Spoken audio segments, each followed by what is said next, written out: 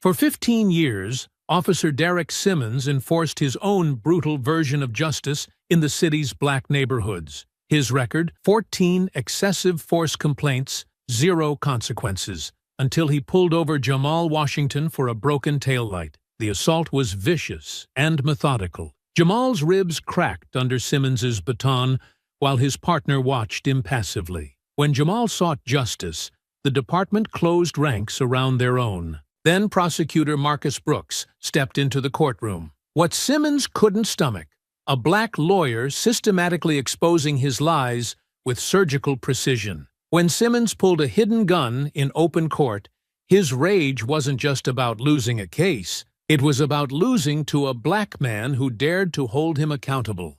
But his desperate act would only accelerate his downfall, unleashing an investigation that would expose not just one corrupt officer, but an entire system built to protect him.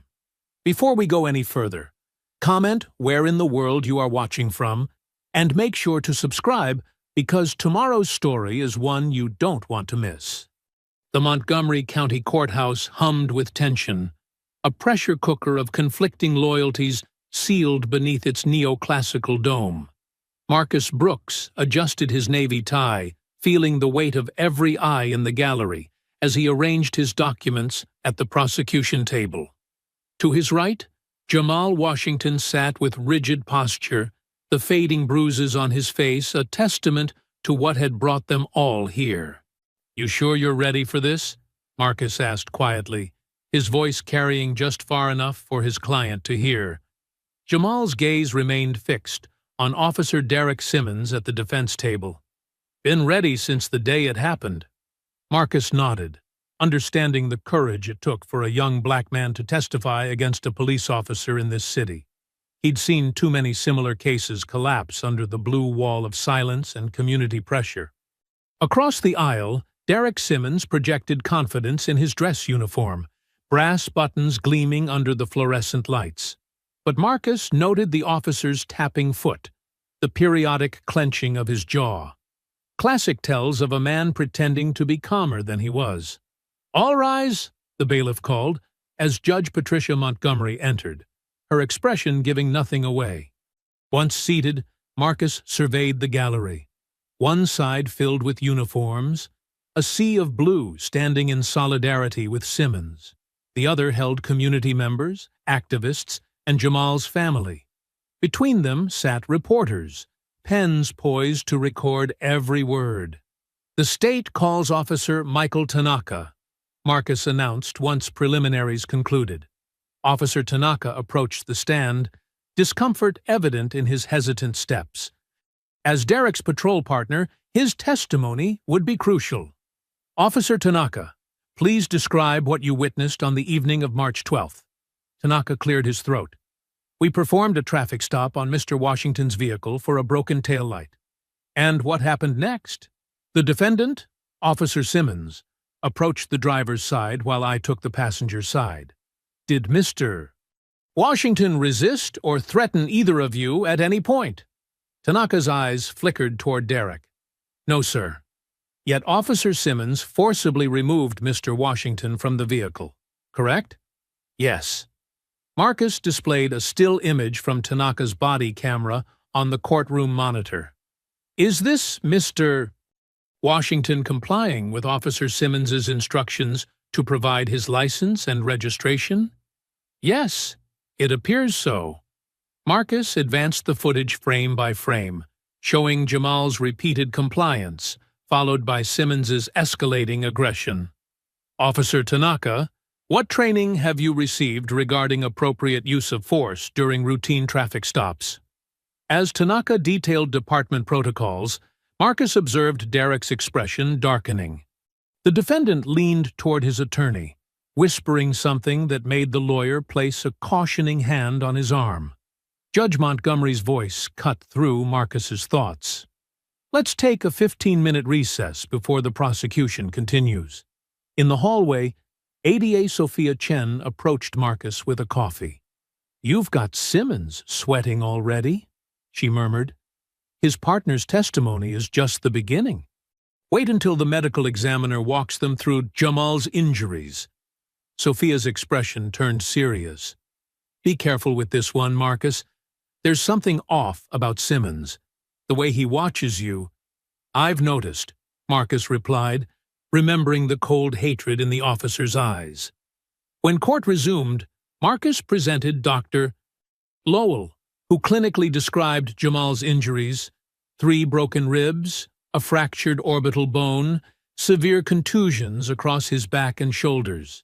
These injuries, Dr. Lowell explained, pointing to magnified photographs, are consistent with repeated strikes from a baton or similar object, delivered with significant force. From the gallery came a soft sob, Jamal's mother pressing a handkerchief to her mouth. Marcus approached the jury box. The evidence will show that Officer Simmons didn't just cross a line that night, he obliterated it. This isn't about a split-second decision in a dangerous situation. This is about an officer who chose, repeatedly, to brutalize a compliant citizen. He gestured toward Jamal. Mr. Washington had no weapon. He posed no threat. His only crime, the only reason he caught Officer Simmons's attention, was the color of his skin. From the defense table came a sound, half scoff, half growl. Marcus turned to see Derek Simmons staring at him with undisguised contempt. The prosecution will prove that Officer Simmons has a documented history of using excessive force, particularly against people of color. This wasn't an isolated incident or a momentary lapse in judgment. It was the predictable action of an officer who views certain citizens as inherently suspect, inherently criminal, and inherently deserving of brutality. Marcus met Derek's glare directly. This trial isn't just about what happened to Jamal Washington. It's about whether we, as a community, will continue to allow those sworn to protect us to act as if they're above the very laws they enforce. The defense attorney rose to object, but Judge Montgomery waved him down. Save it for your opening statement, counselor. As Marcus returned to his seat, he felt the temperature in the courtroom rise a few degrees. The battle lines were drawn. In the weeks ahead, he would either bring a corrupt officer to justice or watch another case of police brutality disappear into the system's cracks. What neither he nor anyone else in that courtroom could know was that this trial would end in gunfire, a desperate manhunt, and a final confrontation that would expose years of institutional corruption. All because one man refused to be held accountable for his actions. 3 days into the trial, Marcus leaned against his kitchen counter, reviewing his notes for cross-examination while his coffee cooled. His phone buzzed with a text from Sophia. Channel 7 coverage just went national.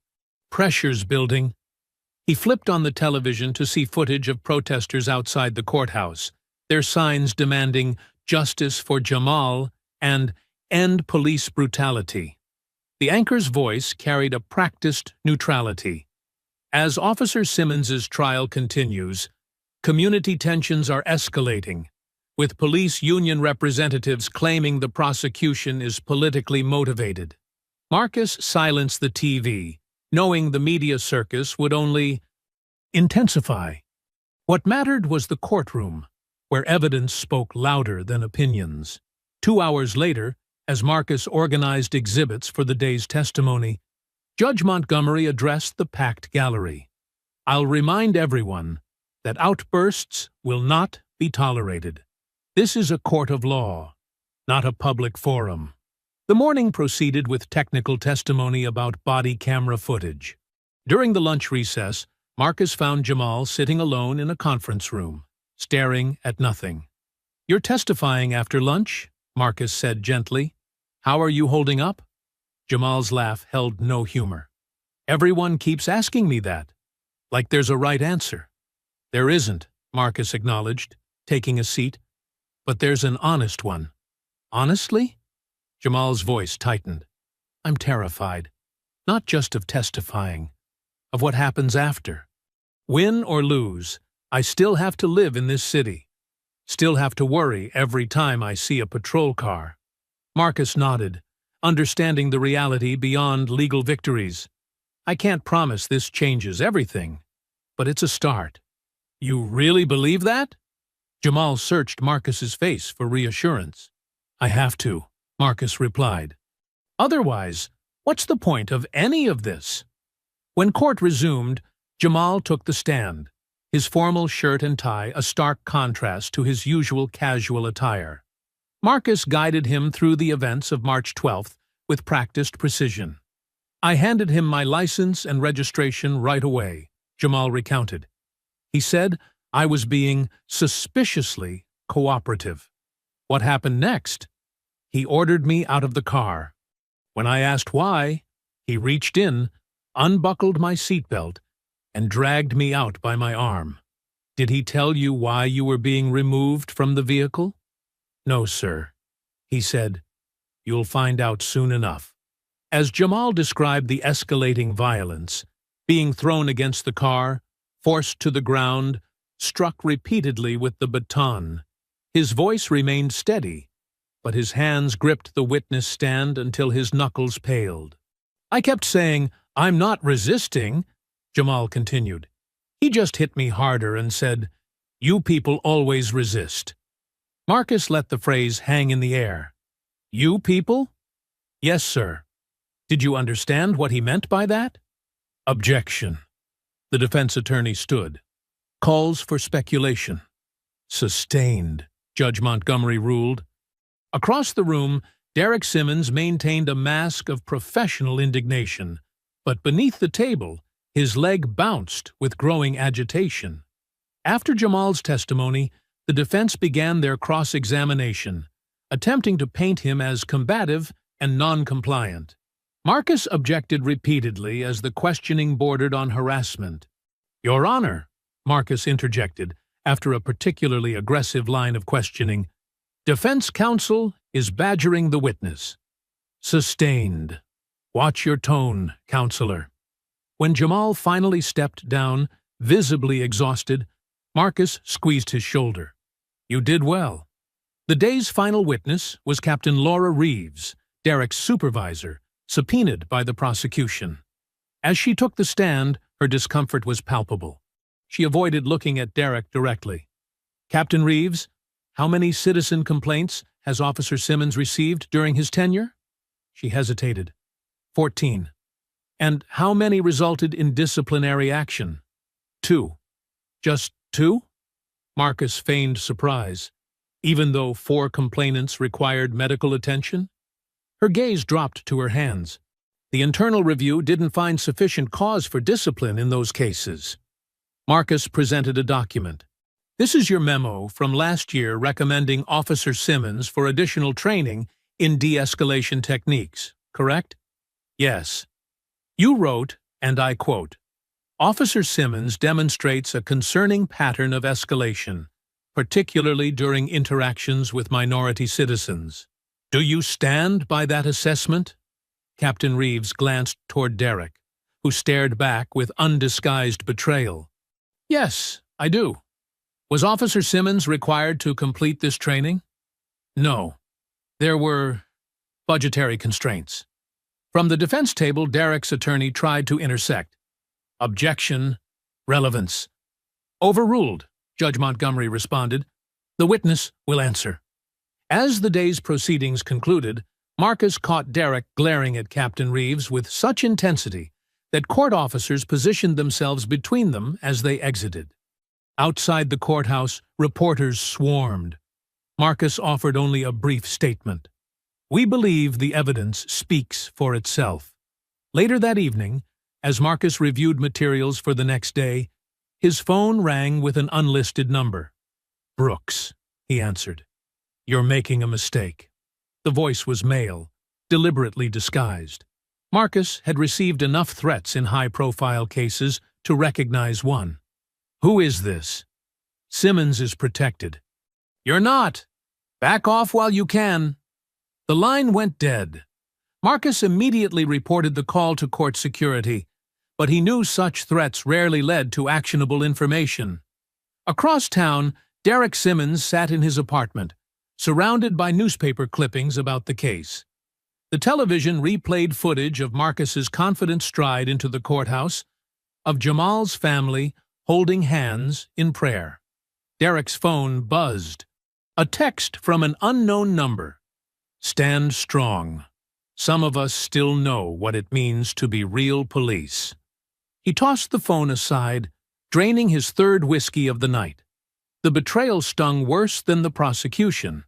Captain Reeves had been his mentor, had taught him everything about working the streets. Now she'd thrown him to the wolves to save her own career. Derek stared at his service photo hanging on the wall. The uniform, the badge, the pride he'd once felt. 15 years enforcing the line between order and chaos, between the decent citizens and the dangerous ones. Now they painted him as a monster for doing what the job required. Tomorrow he'd have to sit through more testimony, more accusations, and soon he'd face Marcus Brooks's cross-examination. The thought twisted his stomach. He'd seen how Brooks dismantled witnesses, how he found weaknesses and exploited them mercilessly. Derek reached for the whiskey bottle again, his hand trembling slightly. He wasn't afraid of prison, he told himself. He was afraid of being erased. His service, his sacrifices, everything that defined him stripped away by a lawyer who'd never had to make a life-or-death decision in seconds. He refilled his glass, unaware that in a few days he would make a decision that would transform a trial into a national crisis, and that nothing would ever be the same again. Development 2. The morning Derek Simmons would take the stand, the courthouse security doubled. Officers lined the walls, tensions simmering beneath professional facades. Marcus arrived early, methodically arranging evidence files in order of planned presentation. When Sophia entered, she placed a coffee beside his notes. "You ready?" she asked. "Word is Simmons spent the weekend practicing with the best defense coach they could find." Marcus nodded. "Let him practice. Rehearsed lies fall apart faster than spontaneous ones." The gallery filled to capacity. Journalists, officers, community members, and Jamal's family all secured seats for what everyone anticipated would be the trial's pivotal moment. Jamal entered with his mother, who gripped his hand with protective intensity. Judge Montgomery surveyed the crowded room. "I'll remind everyone that any disruptions will result in immediate removal. Proceed." "The defense calls Officer Derek Simmons to the stand," announced his attorney. Derek approached with military posture, his uniform immaculate, medals gleaming. After being sworn in, he settled into the witness chair with practiced confidence. For the first hour, Derek's testimony proceeded smoothly under his attorney's guidance. He described his 15 years of service, including commendations and his work in high-crime areas. He portrayed the traffic stop as routine until Jamal became combative and non-compliant. "I observed him reaching toward the center console," Derek stated. "Based on my training and experience, I believed he might be reaching for a weapon." "And this prompted your decision to remove him from the vehicle?" "Yes, sir. The safety of my partner and myself was my primary concern." "Did you use excessive force, Officer Simmons?" Derek's expression turned solemn. "I used the force necessary to secure a potentially dangerous suspect. If Mr. Washington had complied immediately, the situation would never have escalated." Throughout the testimony, Marcus made notes, occasionally glancing toward Jamal, whose face remained impassive despite the lies being told about him. "No further questions," concluded the defense attorney, looking satisfied. Judge Montgomery turned to Marcus. "Your witness, Mr. Brooks." Marcus approached unhurriedly, carrying nothing but a single folder. "Officer Simmons, you testified that Mr. Washington was reaching toward his center console, correct?" "That's right." "Let's review Officer Tanaka's body camera footage." Marcus signaled, and the courtroom screens displayed the video. "Can you point out where Mr. Washington reaches toward the console?" Derek shifted. "The angle doesn't show it clearly. Actually, The angle shows the entire passenger compartment. There is no movement toward the console. Marcus advanced the footage frame by frame. What we do see is Mr. Washington holding his license and registration, hands visible at all times. My perspective from the driver's side was different. Your body camera should have captured that perspective. But strangely, yours malfunctioned that evening. Derek's jaw tightened. Equipment failures happen. They seem to happen to you with remarkable frequency during incidents that result in complaints. Marcus introduced another exhibit. 5 malfunctions in 3 years, all during arrests involving excessive force allegations. "Objection," the defense attorney called. "Counsel is testifying." "I'm referencing evidence already admitted, Your Honor," Marcus countered. "Overruled." "The witness will answer." Derek's voice hardened. "Correlation isn't causation, counselor." "Indeed," Marcus replied. "Let's discuss causation then. You stated Mr. Washington was combative, yet the footage shows him repeatedly saying, 'I'm not resisting,' while you struck him. What specifically did you interpret as combative behavior? Body language, tone, things cameras don't capture, things no one else witnessed?" Marcus pressed. Officer Tanaka testified he observed no resistance. Tanaka was at the passenger side. His view was obstructed. Marcus approached closer. "Officer Simmons, during the arrest, you were recorded saying, and I quote, 'You people always resist.' What did you mean by 'you people'?" A muscle twitched in Derek's cheek. "I meant suspects who—" "Isn't it true," Marcus interrupted, "that you've used this exact phrase during other arrests, specifically with black suspects?" "I don't recall specific phrases used during high-stress situations." Marcus presented another document. "This is a transcript from your body camera during an arrest last year. You used identical language with another black motorist who filed a complaint." Derek's knuckles whitened against the witness stand. Those situations were similar. The resistance was similar. The only similarity was the race of the individuals involved. Marcus countered, his voice level but relentless. "In fact, your record shows a disturbing pattern. While 22% of traffic stops in your district involve black drivers, they account for 78% of your use of force incidents." "Objection!" the defense attorney shouted. "These statistics lack context." "Your Honor," Marcus replied, "these are the department's own statistics, submitted during discovery." "Overruled."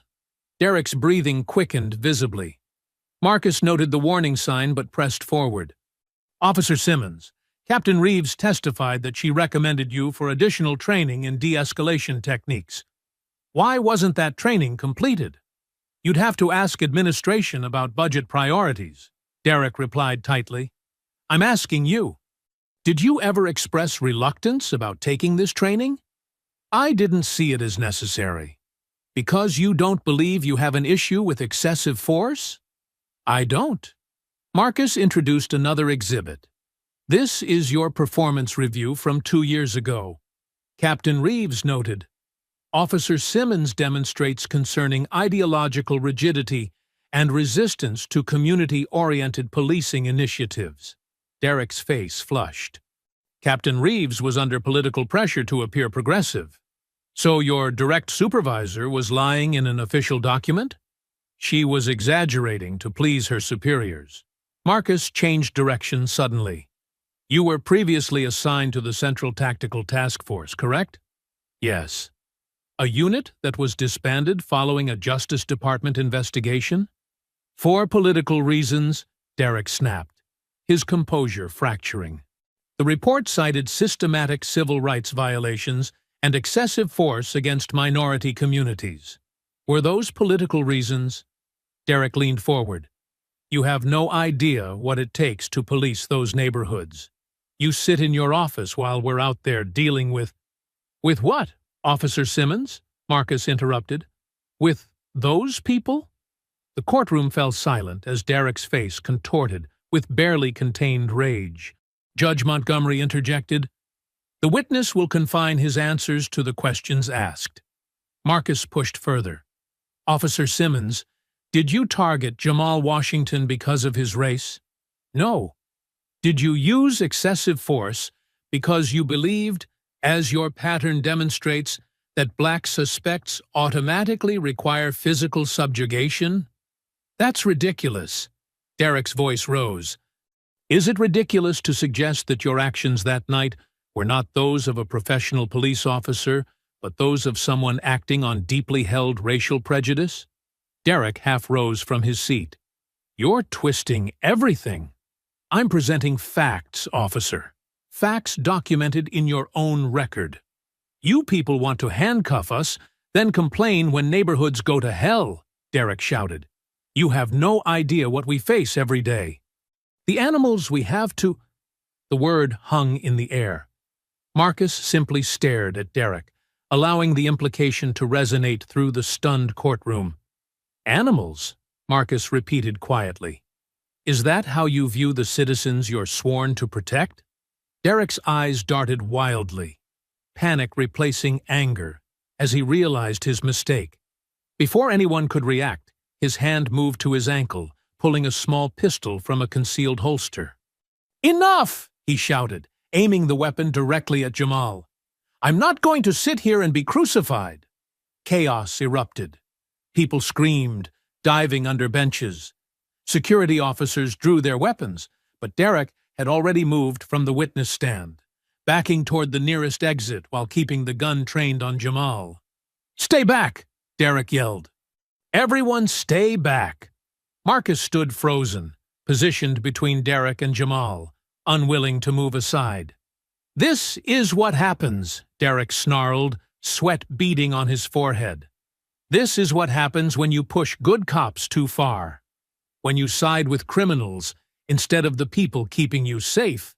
A bailiff moved toward Derek, who swung the gun in his direction. Back off!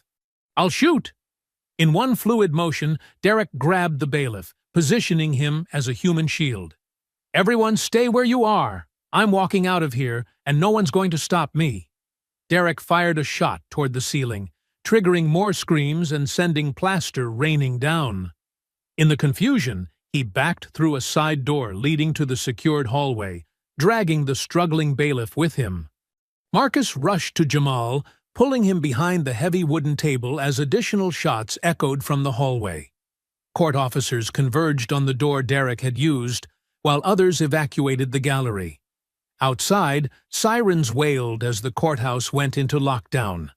Inside, Marcus held a shaking Jamal, whose only words came as a whispered question. Did he miss on purpose, or was he just a bad shot? Within minutes, the news spread across the city. Officer Derek Simmons, on trial for assault, had escaped custody, armed and dangerous. The manhunt had begun. The Emergency Operations Center at police headquarters had transformed into a war room within 30 minutes of Derek's escape. Chief Raymond Wilson stood before a wall of monitors displaying courthouse security footage, news coverage, and a digital map of the city with search zones highlighted. I want every available unit on this, Wilson ordered, his usually polished demeanor fraying at the edges. Highway checkpoints, transit stations, everything. Simmons knows our protocols, which means we need to be unpredictable. Captain Laura Reeves watched from the periphery, her stomach churning with guilt and fear. She should have seen this coming. The signs were there. Derek's increasing paranoia, his sense of persecution, his whispered comments about having contingencies. Captain Reeves, Chief Wilson called, pulling her back to the present. You know Simmons better than anyone. Where would he go? All eyes turned to her. He's not stupid enough to go home or to family, she said carefully, but he has connections from the old task force days. Names, Wilson demanded. Before she could answer, her phone vibrated. A text from an unknown number. We're taking care of our own. Stay out of it. Laura slipped the phone into her pocket without responding, her decision already made. I'll compile a list, she told the chief, knowing she would provide some names while omitting others. Self-preservation had become instinct after years in the department. Across town, Marcus sat with Jamal in a secure conference room at the district attorney's office. Two officers stood guard outside. Sophia entered with coffee and updates. They found the bailiff handcuffed to a pipe in the courthouse basement, she reported. Shaken, but otherwise unharmed. Simmons took his weapon and radio. So now he has two guns, Marcus observed grimly, and police communications capability. Sophia lowered her voice. The DA wants to put you both in protective custody. Simmons made it pretty clear you were targets. Jamal, who had been silent since the courtroom, finally spoke. For how long? Until they catch him, Sophia replied. And if they don't? Jamal's laugh was hollow. I'm supposed to live in hiding because the system put a racist with a badge and now can't control him?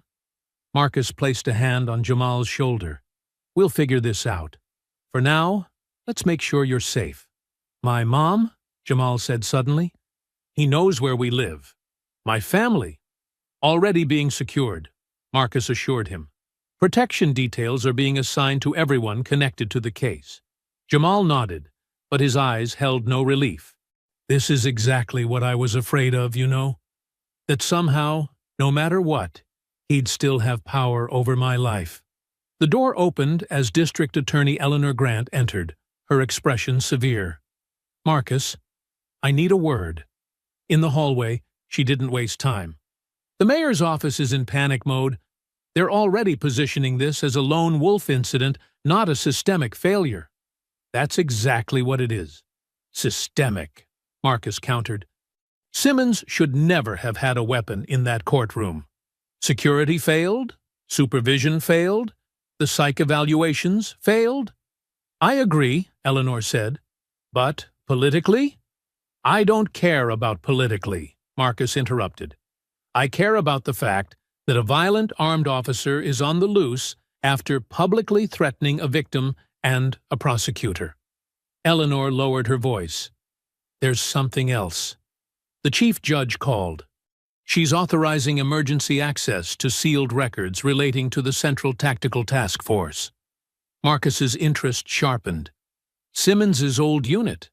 Yes. Those records were sealed as part of a settlement agreement with the city 3 years ago. Nobody's seen them since. Not even our office. What's in them? That's what you're going to find out. She handed him a court order. Judge Watkins believes there may be information relevant to Simmons's current state of mind, and potentially where he might go. Marcus studied the document. This is unprecedented. So is an officer pulling a gun in open court. Eleanor's voice hardened. Find what we need to bring him in, or this city's about to become a powder keg. 10 miles away, Derek Simmons crouched in the back seat of a sedan as it passed through a police checkpoint. The driver, Officer Jack Mercer, maintained a casual expression as he displayed his badge. Any sign of him?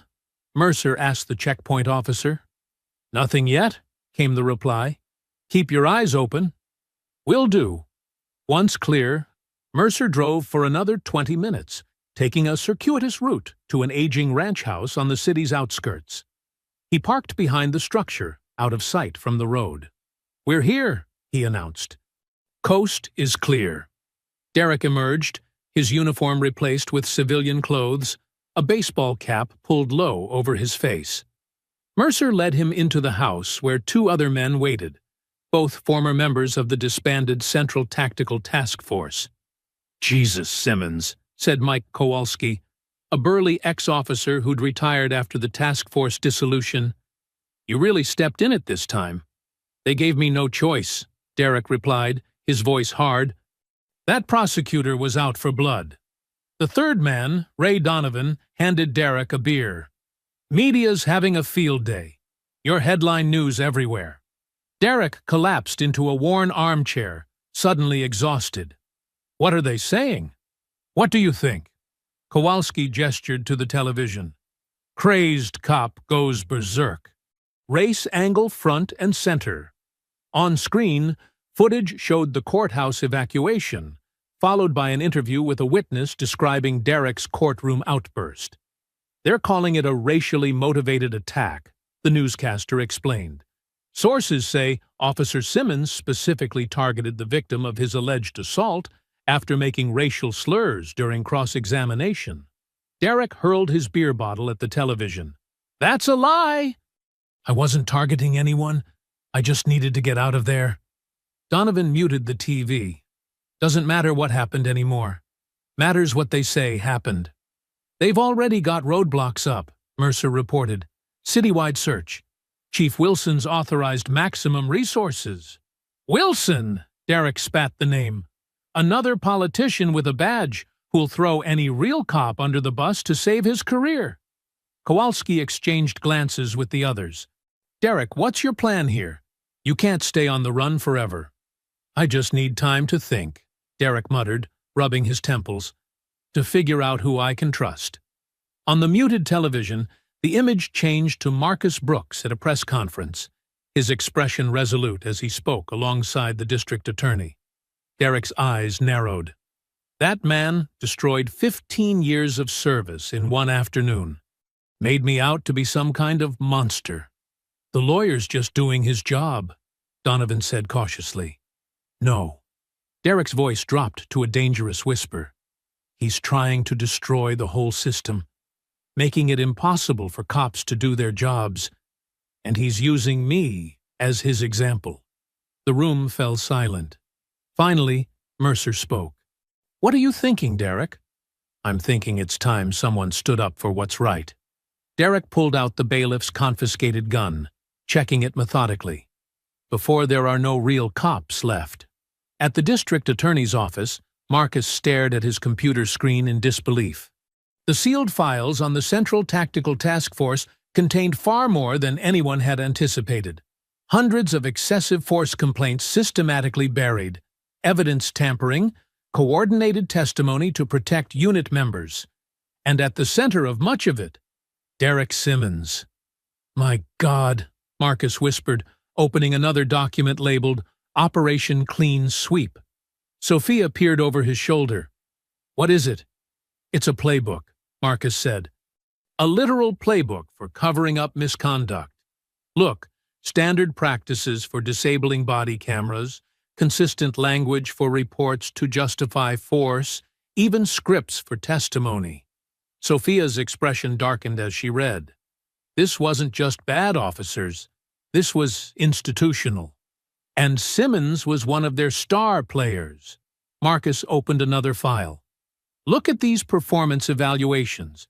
He was commended for maintaining control of high-crime sectors and aggressive pursuit of quality-of-life enforcement. Coded language," Sophia noted. "But here's what's really interesting," Marcus continued, pointing to a signature block. "Who signed off on all these glowing reviews?" Sophia leaned closer. "Captain Laura Reeves. The same Captain Reeves who testified against him." Marcus sat back, pieces falling into place. "The same Captain Reeves who suddenly developed concerns about his behavior after the task force was disbanded. She's covering herself," Sophia realized, "and she knows more than she's telling." Marcus reached for his phone. "We need to talk to her. Now." As night fell over the city, news helicopters circled, searchlights swept through neighborhoods, and citizens locked their doors against the threat of a rogue officer. What had begun as a trial was evolving into something far larger, an unraveling that would expose not just one man's prejudice, but a system built to protect it. Dawn broke over the city as Marcus paced his makeshift war room at the DA's office. Evidence boxes from the sealed task force files surrounded him, their contents spread across tables, whiteboards covered with names, dates, and connections. Sophia entered with coffee and concern etched on her face. "Did you sleep at all?" she asked. "Couldn't," Marcus replied, accepting the cup gratefully. "Not with what's in these files." He gestured to a photo board displaying 18 officers, the complete Central Tactical Task Force at its peak. Red X's marked 4 faces, including Derek Simmons. These 4 were directly implicated in at least 20 excessive force complaints. All buried. Marcus tapped another 8 photos. These officers provided cover or false testimony. And the others? Administrative. Primarily handled paperwork, ensuring reports were properly formatted before submission. So the entire unit was corrupt. The entire unit was designed to be corrupt, Marcus corrected. That's what makes this different. This wasn't bad apples. The barrel itself was rotten. District Attorney Eleanor Grant pushed through the door, immaculately dressed despite the early hour. Tell me you have something we can use to find Simmons. I have something bigger, Marcus replied. A conspiracy that goes all the way up to the former chief of police. Eleanor's expression hardened. Marcus, I asked for Simmons's location, not an institutional critique. They're connected, Marcus insisted. Look at these property records. The task force maintained 3 processing sites, off-the-books locations for interrogations that wouldn't hold up in court. Black sites, Sophia translated. Exactly. And they're not on any official inventory. One was supposedly decommissioned, but the utilities are still active, paid through a shell account. Eleanor examined the address. You think Simmons is hiding there? Or someone hiding him knows about it? These sites were the task force's most closely guarded secret. Only insiders would know about them. Eleanor grabbed her phone. I'll dispatch tactical units. Wait, Marcus interrupted. If we raid all 3 simultaneously, we lose our advantage. The task force had signals, ways of warning each other. We need to be smarter. What do you suggest? Let me work with Captain Reeves. She was their administrative head. She knows how they communicated, how they operated. Eleanor hesitated. Reeves is already under internal investigation for her testimony. She may not be reliable. She's scared, Marcus countered. That makes her useful. She knows the department can't protect her from what's in these files. Her best option is full cooperation. Fine, Eleanor conceded, but I want regular updates. If Simmons isn't found in the next 24 hours, I'll have no choice but to involve federal agencies. After she left, Sophia voiced what they both feared. If the feds step in, controlling the narrative becomes impossible. Everything we've found could be buried all over again. Then let's make sure they find him before that happens. Marcus gathered key documents. Call Captain Reeves. Tell her to meet us at the Howard Street coffee shop. Not here, not the police station. You don't trust her coming to official locations? I don't trust anyone right now, Marcus admitted, and after what I've read, neither should you. Across town, Derek Simmons paced the small bedroom of the safe house, sleep-deprived and increasingly agitated.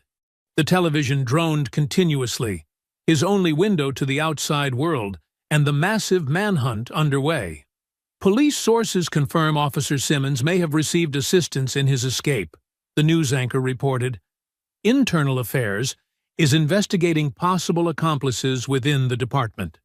They're closing in, Derek muttered, pulling back the curtain slightly to scan the quiet street. Ray Donovan entered with a burner phone. Got a message from Mercer. They're setting up search parameters using your known locations. Your apartment, gym, usual haunts. They won't find me here, Derek stated, though his confidence was weakening. That's not all, Donovan continued. The sealed task force files have been opened. That prosecutor, Brooks, he's going through everything. Derek froze. What? Emergency court order. They're using it to establish patterns, predict where you might go. It's not about finding me, Derek snarled, slamming his fist against the wall. It's about destroying everything we built, everything we protected. Donovan shifted uncomfortably. Derek, I need to be straight with you. Kowalski's getting nervous. Says this has gone too far, that maybe you should turn yourself in. Turn myself in? Derek laughed bitterly. So Brooks can make an example of me? So they can parade me around as the poster boy for police racism? It's better than dying in some standoff, which is where this is headed if you keep going. Derek turned back to the television, which now showed footage from outside the courthouse. The camera focused on Marcus Brooks, escorting Jamal Washington through a media gauntlet. "Mr. Brooks," a reporter called, "do you believe Officer Simmons specifically targeted Mr. Washington in the courtroom?" Marcus's response was measured. "Officer Simmons's actions speak for themselves. What began as a case about excessive force has evolved into something much larger, evidence of systematic misconduct that was knowingly concealed from the public." Derek's expression darkened as Marcus continued. "The sealed files we've accessed reveal disturbing patterns in the now disbanded Central Tactical Task Force. This isn't about one officer. It's about accountability at every level of a system that protected abusive behavior." "He's going after everyone," Derek whispered, his paranoia crystallizing into purpose. "This was never about justice. It's about tearing down the entire department." Donovan recognized the dangerous shift in Derek's demeanor. "What are you planning?" "Nothing yet," Derek lied. "Just thinking." But his mind was already racing, calculating how to strike back directly at the man who had become, in his distorted view, the true threat. At the Howard Street coffee shop, Marcus sat in a corner booth, positioned to observe all entrances. Captain Laura Reeves arrived precisely on time. Her civilian clothes and lack of insignia, a deliberate attempt at anonymity. "Thank you for meeting me," Marcus began once she was seated.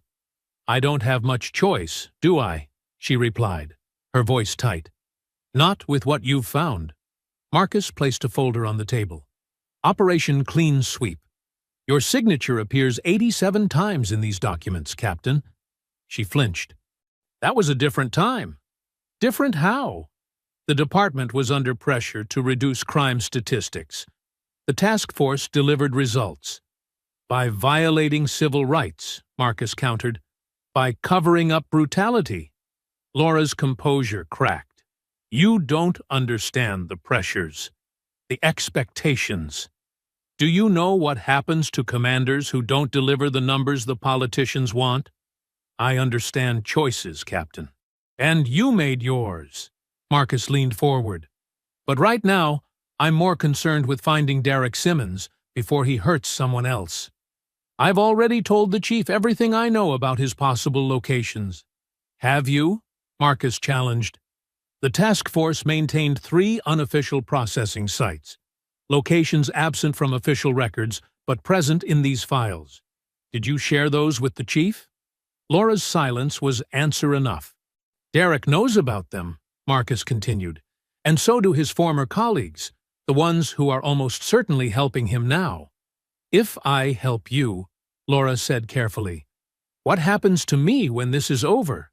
"That depends on how valuable your help is." Marcus held her gaze. "Starting with the names of officers still on the force who were loyal to the task force, officers who might be sheltering Derek." Laura took a deep breath. "Jack Mercer. Traffic Division. He and Derek went through the academy together. Ray Donovan, retired last year but still connected. Mike Kowalski, also retired. Addresses? Mercer lives downtown. Donovan has a hunting cabin upstate. Kowalski?" She hesitated. "His mother owned a property on the east side. He took it over when she died." Marcus made notes. "The processing sites. Which one would Derek most likely use?" "The warehouse on Palmer Street. It was their favorite. Isolated. Multiple exit points." As she provided details, Sophia quietly relayed the information to the DA's office. Teams were already being assembled. Search warrants expedited. "There's something else you should know," Laura added, her voice dropping. "Derek kept insurance. Documentation of operations that came from higher up. Things that would implicate former Chief Miller and others." "What kind of documentation?" "Written orders for questionable operations. Recordings of meetings where explicit instructions were given to violate procedures. She looked away. He called it his retirement plan, protection in case anyone ever came after him. Marcus understood immediately. That's why he's still free. He's not just running from prosecution, he's leveraging that information for help. People with a lot to lose will go to great lengths to keep their secrets buried, Laura confirmed. As they concluded their meeting, Marcus felt the weight of what they were truly confronting. Not just one dangerous officer, but a network of corruption that had tentacles throughout the department's history. Finding Derek wasn't simply about ending a manhunt. It was about determining which version of justice would prevail. Jamal Washington stared at his face on the television screen, barely recognizing himself in the somber, composed figure delivering a statement on the courthouse steps. 3 days into the manhunt, he'd become more than a victim. He was now a symbol, a reluctant spokesperson thrust into a national conversation about policing and race. "I never asked for any of this," he told Marcus, as they sat in the safe house living room, 2 security officers stationed outside. "All I wanted was for one cop to be held accountable for what he did to me." "I know," Marcus replied. "Sometimes cases become larger than the individuals involved." Jamal gestured to the stack of interview requests on the coffee table. CNN, MSNBC, Fox News. Everyone wants the traumatized black victim to cry on camera. You don't have to do any of them. "Don't I, though?" Jamal's voice hardened. "If I disappear, the story becomes all about Simmons, the troubled officer pushed too far. My silence lets them control the narrative." Marcus studied the young man, impressed by his insight, despite the pressure he was under. "What do you want to do?" "I want to speak," Jamal decided, "but on my terms. Not as a victim, but as someone demanding accountability." He paused, vulnerability breaking through his resolve. "But I'm scared, Marcus. Simmons is still out there. What if speaking publicly makes me more of a target?" "That's a legitimate concern," Marcus acknowledged, "but you'd have security, and staying visible actually provides a certain protection. Harming you would only amplify everything Simmons is trying to silence." Jamal considered this. "My mom thinks I should just let it go. Move somewhere else. Start over. Is that what you want?" "No." The answer came quickly, surprising even Jamal.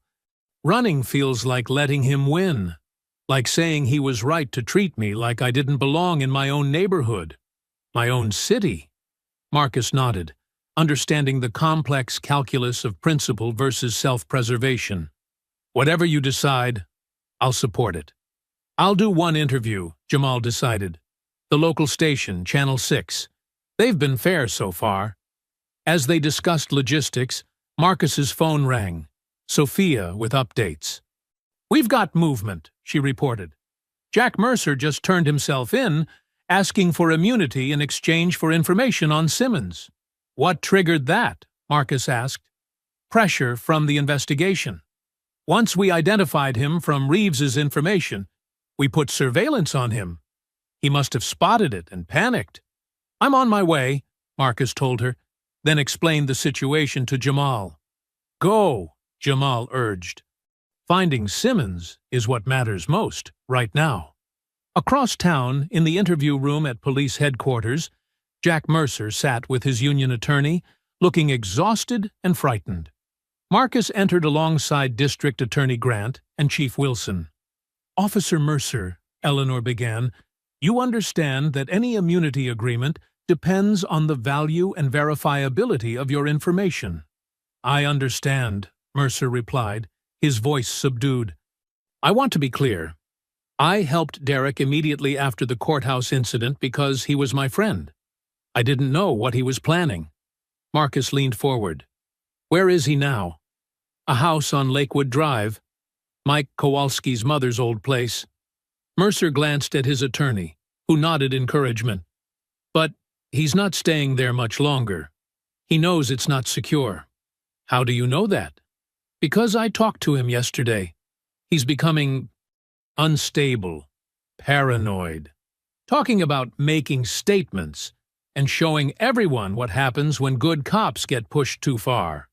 Chief Wilson interjected, "Did he specify any targets?" Mercer hesitated. "He's fixated on two people, Washington and him." He nodded toward Marcus. "Especially after yesterday's press conference about the task force files. We need a tactical team at the Lakewood address immediately," Wilson ordered an aide, who hurried from the room.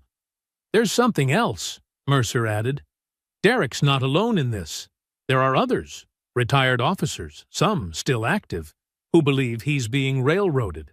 They're helping him because they're afraid of what comes next if the task force investigation expands." "Names!" Eleanor demanded. As Mercer began listing officers, Marcus's phone buzzed with a text from Sophia. "Reporter from Herald requesting urgent comment. Says she has information connecting you to a task force case from your PD days." Marcus felt a cold certainty settle in his stomach. The past was catching up, faster than he'd anticipated. "Excuse me," he said, stepping out to call Sophia. "What exactly does the reporter have?" he asked without preamble. "She says she's identified a case you handled as a public defender 5 years ago. A client named Andre Mitchell, arrested by the task force, who later committed suicide in prison. Says there are irregularities in the case that connect to our current investigation." Marcus closed his eyes, the name triggering painful memories. "Tell her I'll speak with her. My office, 1 hour." When he returned to the interview room, the tactical response was already being coordinated. Chief Wilson was on the phone, tension evident in his clipped instructions. "Team reports the house appears empty," Wilson announced after hanging up. "Signs of recent occupation, but no current presence. They're securing the scene now." "He knew we were coming," Marcus concluded. "Someone warned him." "Impossible," Wilson snapped. "This operation was compartmentalized." "With respect, Chief," Marcus countered, "we're dealing with officers who specialized in intelligence gathering and counter-surveillance. They know your protocols because they helped design them."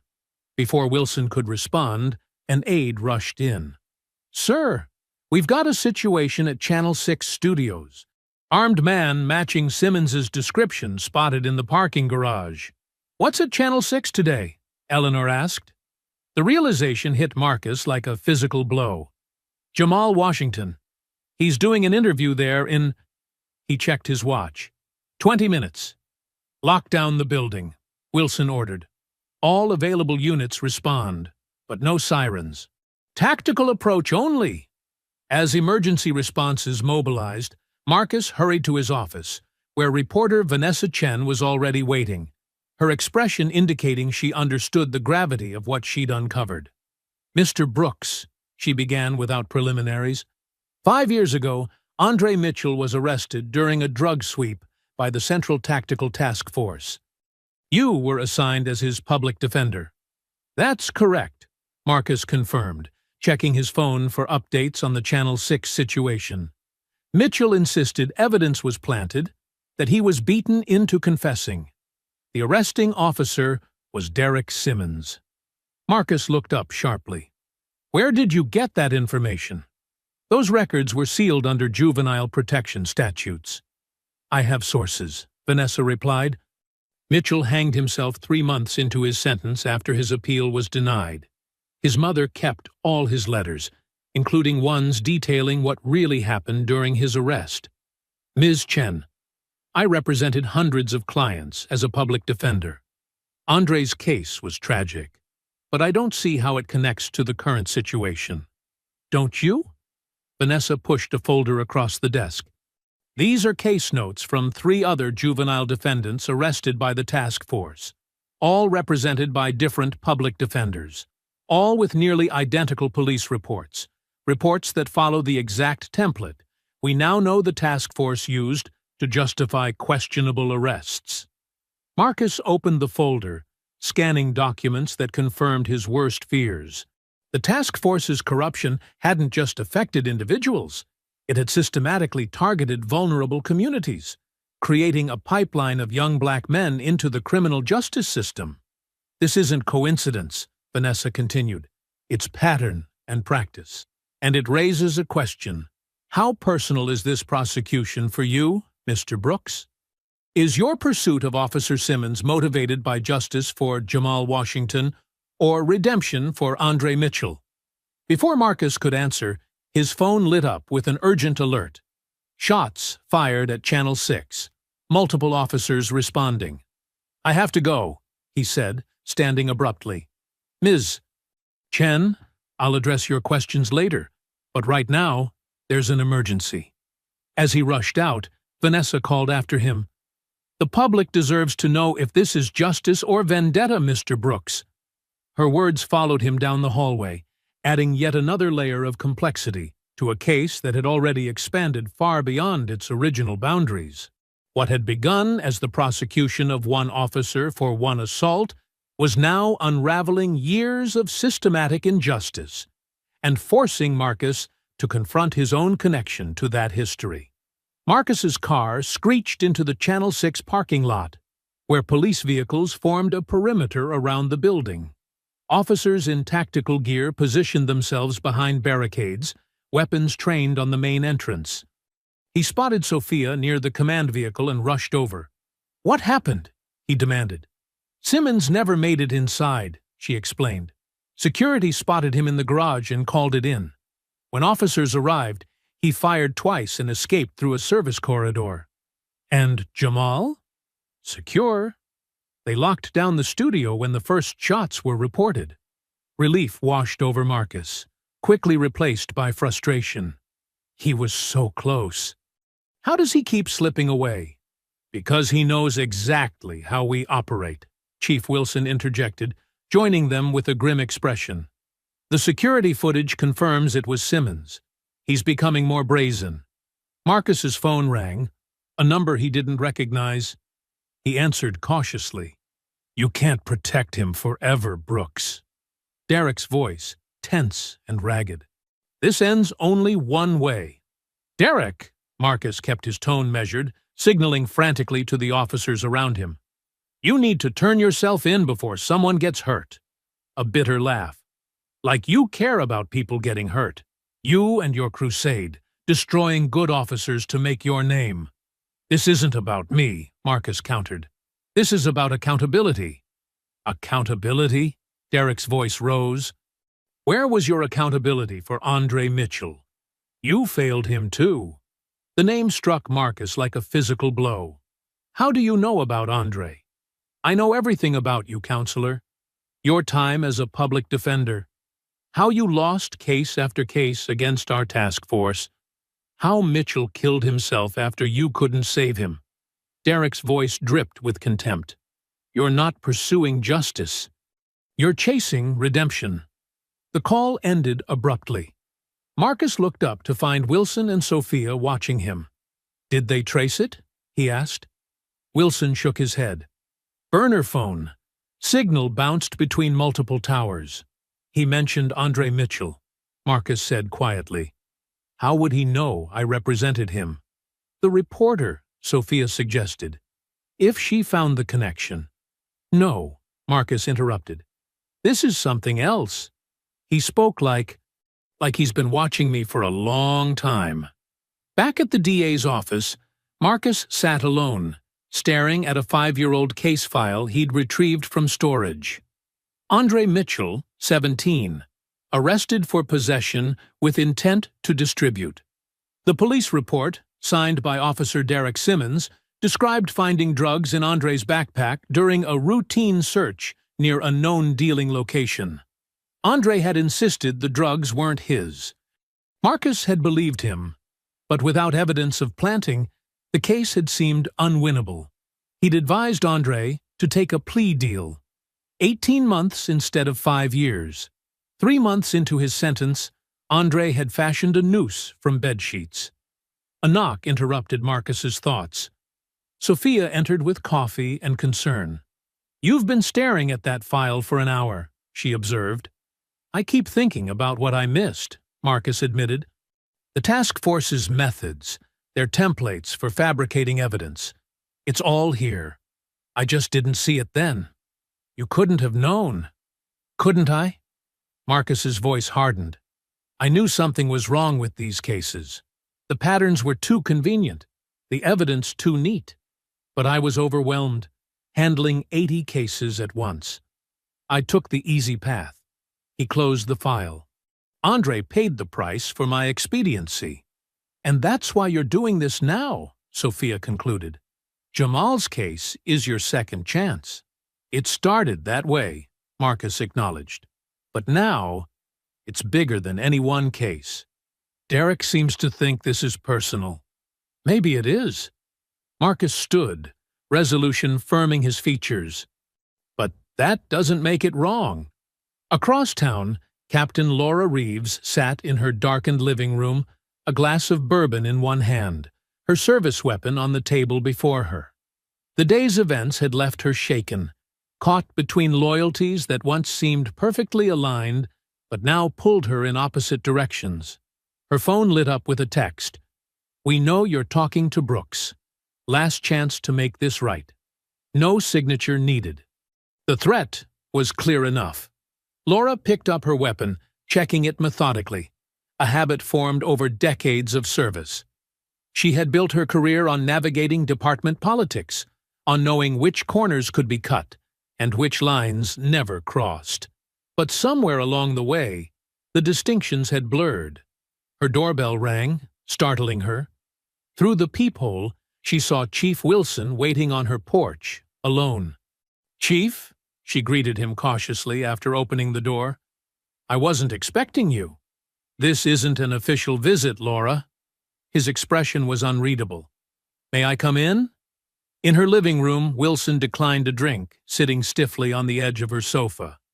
I received an interesting call today, he began. Former Chief Miller.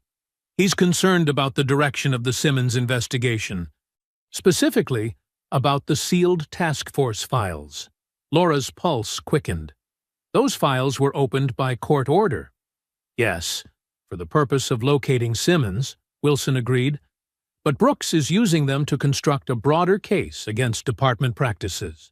Practices that preceded my tenure, but occurred under Miller's watch. And under mine, Laura admitted. That's why you're here, isn't it? To find out how much I've told Brooks. Wilson leaned forward. Miller has friends on the police commission. Friends concerned about the department's reputation. They're prepared to close ranks, Laura. To contain this. Contain it how? By limiting the scope of the investigation. By ensuring certain historical contexts remain appropriately contextualized. Laura understood immediately. They want to bury it again. They want to protect the institution, Wilson corrected, and those who served it loyally. The implication hung between them. Protection for those who cooperated, consequences for those who didn't. And Simmons? She asked. A disturbed individual acting alone, Wilson replied smoothly. A tragic breakdown, unrelated to broader departmental policies. Laura thought of the threatening text on her phone, of the task force files detailing years of systematic abuses, of her own signature on reports she knew contained fabrications. I need to know where you stand, Laura, Wilson pressed, with the department that's given you everything, or with a prosecutor who'll discard you once he's done with the case. She met his gaze. I need time to think. Time is the one thing we don't have. Wilson stood. Brooks has scheduled a press conference for tomorrow morning. If he presents evidence from those files connecting Simmons to broader departmental policies, careers will end. Pensions will disappear. People we've both served with for decades will face criminal charges. After Wilson left, Laura poured another bourbon with trembling hands. The right choice had never seemed less clear. To protect her future or her conscience? To shield her colleagues or serve justice? Every path forward required betraying someone, including, potentially, herself. At the safe house where Jamal was now being kept, Marcus arrived to find him watching news coverage of the Channel 6 incident. "You could have been killed," Marcus said without preamble. "But I wasn't," Jamal countered. "And now everyone sees exactly who Simmons is." The young man's resilience surprised Marcus yet again. "The interview is obviously postponed. Security concerns." "I figured." Jamal muted the television. "They're saying he specifically targeted me. That true?" "Yes." "Because I'm the victim, or because I'm speaking out?" "Both," Marcus answered honestly. "You represent everything Derek fears: accountability, exposure, the end of a system that protected him." Jamal absorbed this. "That reporter, Chen, she called here looking for you. Said something about connecting today's events to past cases." Marcus tensed. "What did you tell her?" "Nothing, but it got me thinking." Jamal studied Marcus with newfound curiosity. "This isn't just a case for you, is it? There's something else driving you." The question deserved honesty. 5 years ago, I failed a client. A young man very much like you, arrested by Simmons and the task force. I didn't fight hard enough for him. And now you're fighting for me instead." "I'm fighting for what's right," Marcus insisted. "But yes, Andre's case haunts me. The evidence I didn't challenge. The plea deal I recommended." Jamal considered this. "Does that make what you're doing now less valid? Fighting harder because you didn't fight hard enough before?" The question cut to the heart of Marcus's dilemma. Whether justice pursued for complex personal reasons remained justice nonetheless. "I don't know," he admitted. "But I do know this. Derek Simmons and officers like him have operated without consequences for too long. That ends now, regardless of how we got here." Morning light filtered through the blinds as Marcus examined a document that had been hidden in a false bottom of a task force evidence box. A detailed operational plan titled Community Impact Initiative. The dry bureaucratic language couldn't disguise its true purpose: systematic targeting of predominantly black neighborhoods for aggressive enforcement. "My God," he whispered, scanning a map with color-coded zones. Red zones, labeled Priority Enforcement Areas, perfectly matched the city's historically black districts. "What is it?" Sophia asked, entering with yet another box of files. "Smoking gun." Marcus handed her the document. "Explicit instructions to concentrate enforcement in minority neighborhoods, complete with arrest quotas, broken down by precinct." Sophia studied the signatures at the bottom. Former Chief Miller, 3 deputy chiefs, and Captain Reeves. "This goes beyond racial profiling in individual cases," Marcus noted. "This is structural, institutionalized targeting, and the results are quantifiable." He pointed to an accompanying statistical report. Arrest rates in priority areas were 8 times higher than in comparable, low-priority zones, despite similar reported crime rates. "Who else has seen this?"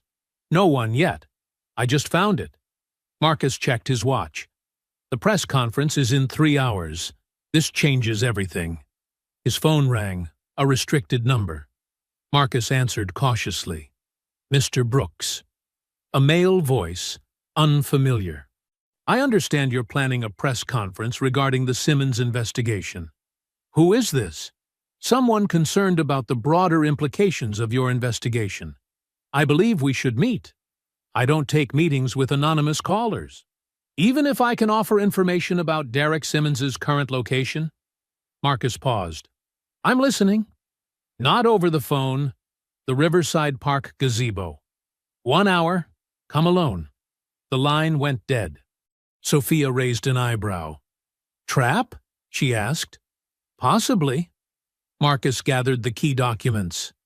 "But with Simmons still targeting Jamal, we can't ignore any lead." "You're not actually going alone." "Of course not. Have the tactical team set up discreet surveillance. And get me everything we have on the Community Impact Initiative. I want to know exactly who authorized it and who knew about it." Across town, in a dingy motel room paid for with cash, Derek Simmons paced frantically, the walls closing in. The failed attempt at Channel 6 had shaken him. His face was now on every screen, his tactical advantages evaporating. They found the Lakewood house, Ray Donovan reported, entering with supplies. Mercer must have talked. Mercer's weak, Derek spat. Always was. Everyone's getting nervous, Derek.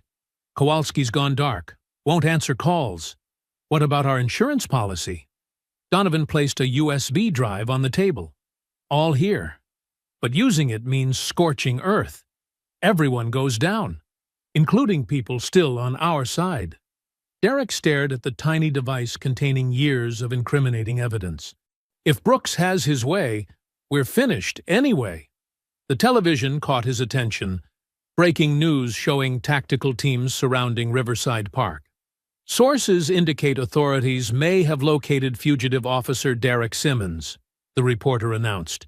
Police have established a perimeter around Riverside Park following a credible tip. How did they... Derek turned to Donovan, suspicion dawning. Did you make a call? Set up a meeting? No! Donovan backed away, hands raised. I swear, Derek, I didn't tell anyone. Derek drew his weapon, paranoia consuming reason. Someone talked. Someone always talks. Put the gun down, Donovan urged. Think this through. I am thinking, Derek shouted. I'm thinking everyone I trusted has betrayed me. First Reeves, then Mercer, now you. You're not thinking straight, Donovan said carefully. The stress, the lack of sleep. Shut up. Derek's hand trembled. Brooks is dismantling everything we built, everything we protected, and you're all just letting it happen. The standoff was interrupted by Donovan's phone ringing.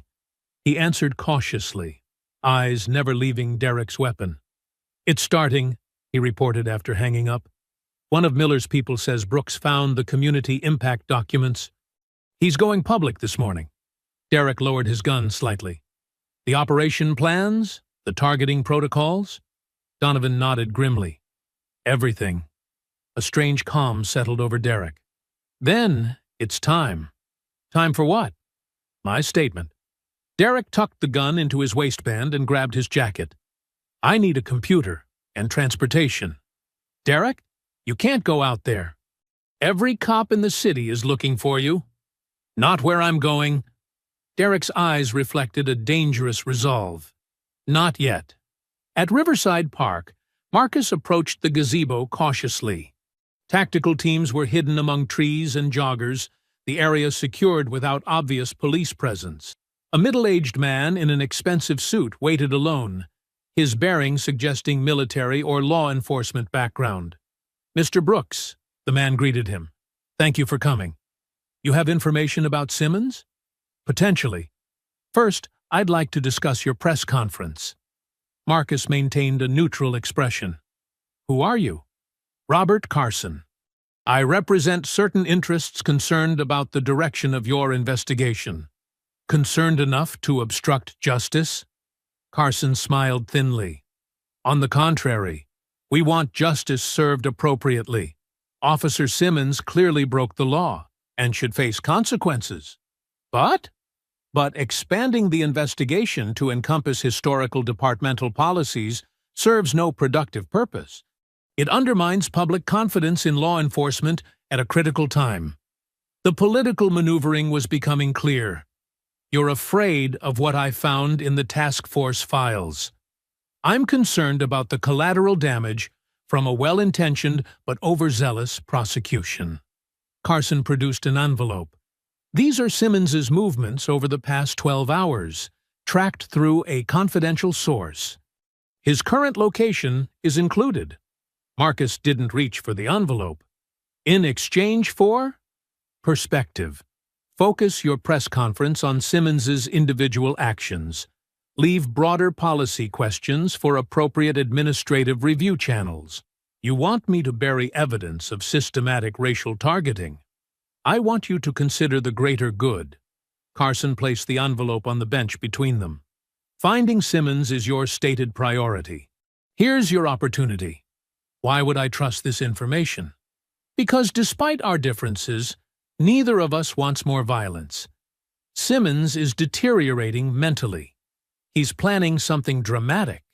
Marcus studied Carson's expression, weighing sincerity against manipulation. Who's backing you, Carson? Former Chief Miller? The slight flicker in Carson's eyes confirmed Marcus's suspicion. The Community Impact Initiative was Miller's brainchild, Marcus continued. The criminalization of entire neighborhoods to manufacture success statistics during his tenure. That's what this is really about, isn't it? Protecting his legacy, his pension, his reputation. You're making powerful enemies, Mr. Brooks. I've been making those my entire career. Marcus stood. Tell Miller and whoever else sent you that the truth comes out today. All of it. Then you're not interested in Simmons's location? Oh, I'm interested. Marcus took the envelope. But you should know, this meeting is being recorded as part of an ongoing criminal investigation. If this information is fabricated or leads to an ambush, obstruction charges will be the least of your concerns. Carson's composure wavered slightly. The information is genuine. We'll see. Marcus turned to leave, then paused. One question. How did Miller know I found the community impact documents? Carson remained silent. Someone in my office is feeding him information, Marcus concluded. Or someone in the DA's office. That's a separate investigation I'll be opening this afternoon. As Marcus walked away, his phone vibrated with a text from an unknown number. His blood chilled as he read it. You want me, counselor? Come and get me. Town hall meeting, 7 p.m. Let's talk about justice. Attached was a photo of a community center poster advertising that evening's emergency town hall discussion on police-community relations. Among the listed speakers, Marcus Brooks and Jamal Washington.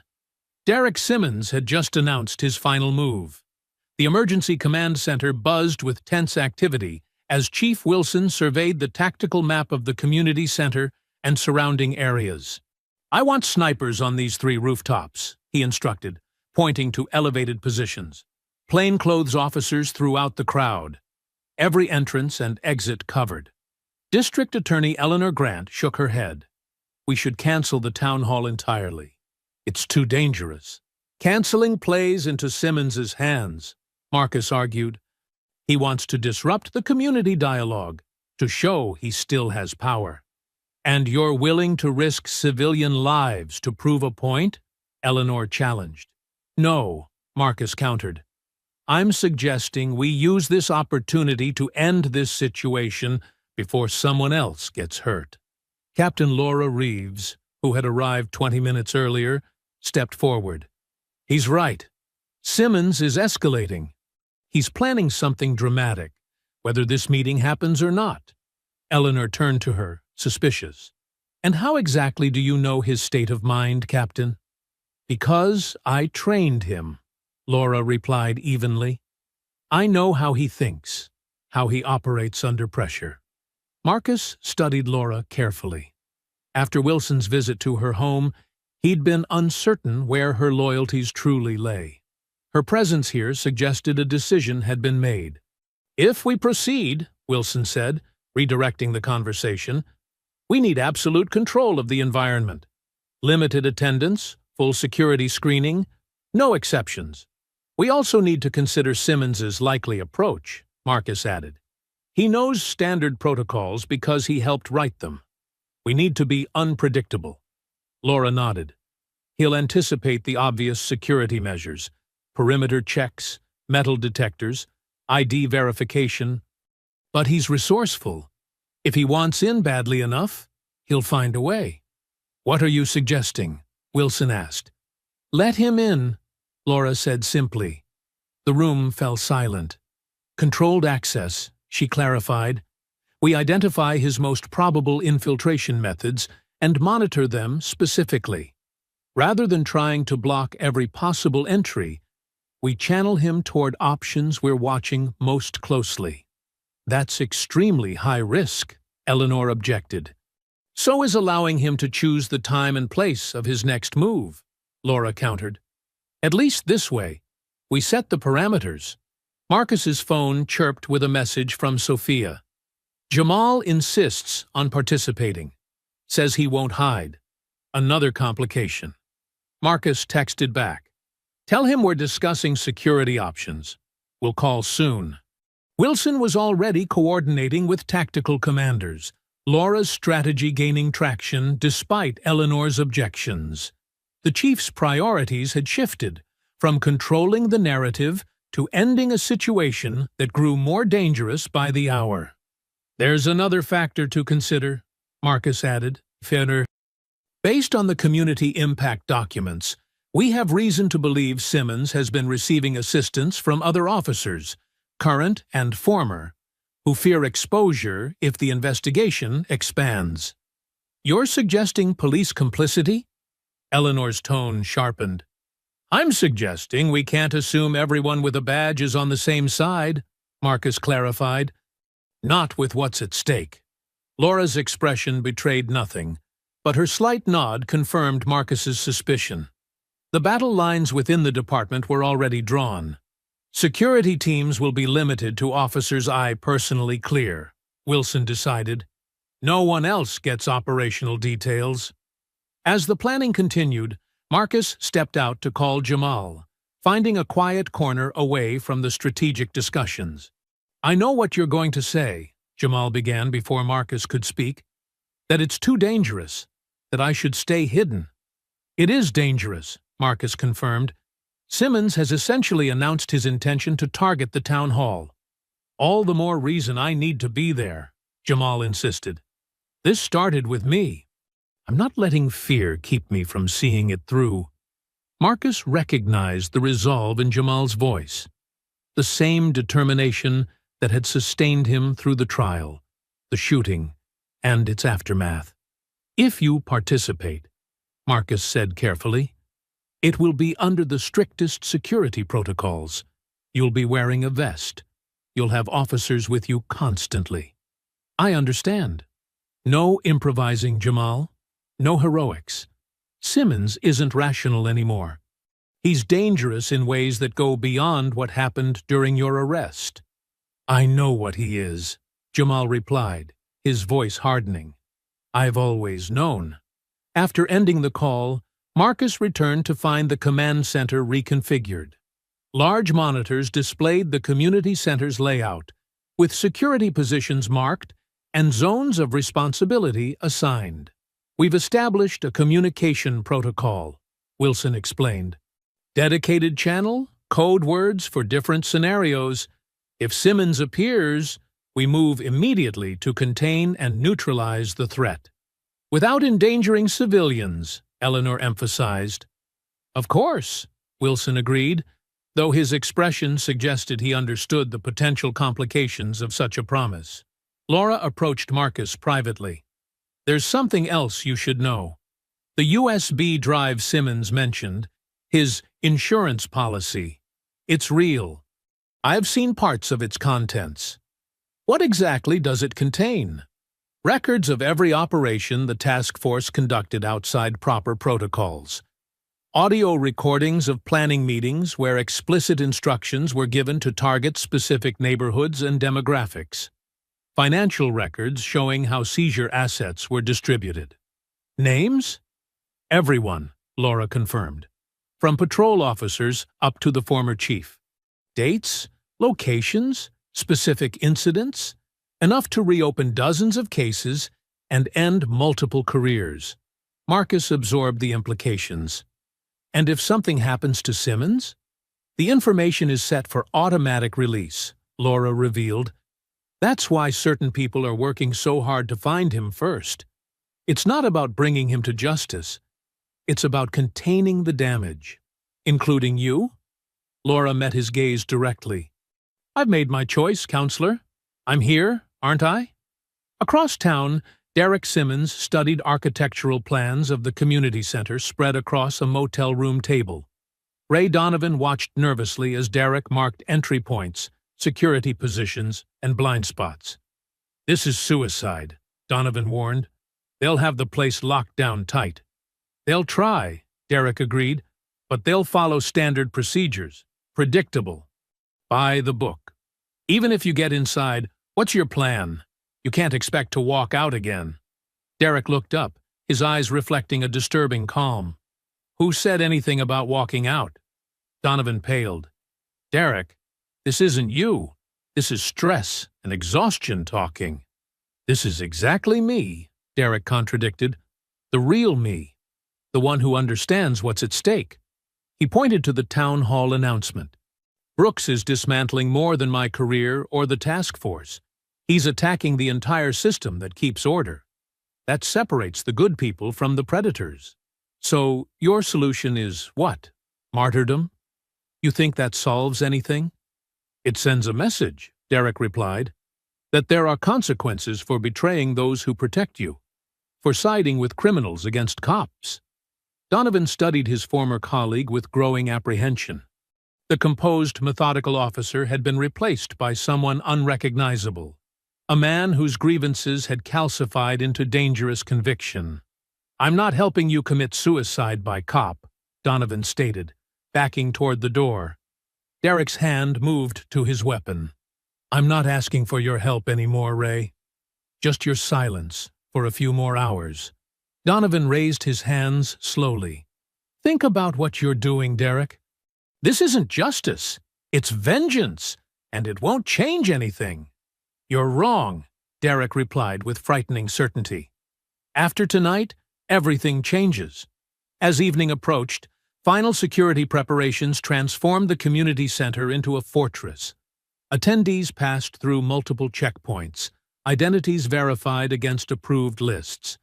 Plainclothes officers mingled with the crowd, communications equipment disguised but active. On stage, Marcus conferred with panel participants, community leaders, police reform advocates, and Jamal, wearing a bulletproof vest beneath his suit jacket.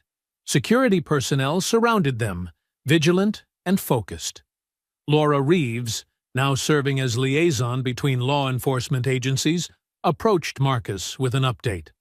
No sign of Simmons yet, she reported. But Wilson's team intercepted Donovan an hour ago. He claims Simmons is determined to make a statement tonight, called it his final testimony. Marcus nodded grimly. He'll come. This is too perfect a stage for him to resist. The symbolic power of the moment wasn't lost on either of them. The convergence of all parties in this drama gathered to discuss the very issues at its heart. For Derek, it represented everything he opposed: accountability, community oversight, the questioning of police authority. We're ready, Laura assured him, though uncertainty lingered in her expression.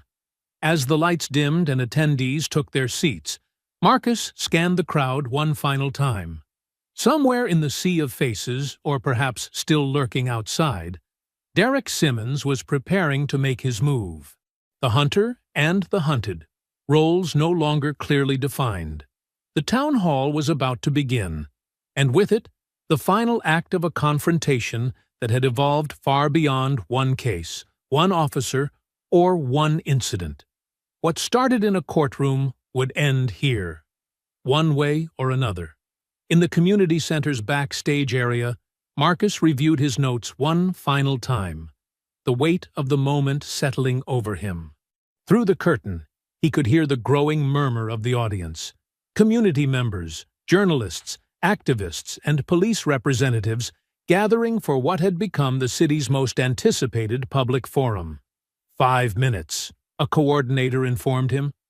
Jamal approached, adjusting the tie that felt foreign against his throat. The bulletproof vest beneath his shirt made his movements slightly stiff. How are you holding up? Marcus asked. Nervous, Jamal admitted, but not about Simmons. He gestured toward the audience. About them. What if I can't find the right words? Just speak your truth, Marcus advised. That's all anyone can ask. Jamal nodded, then lowered his voice.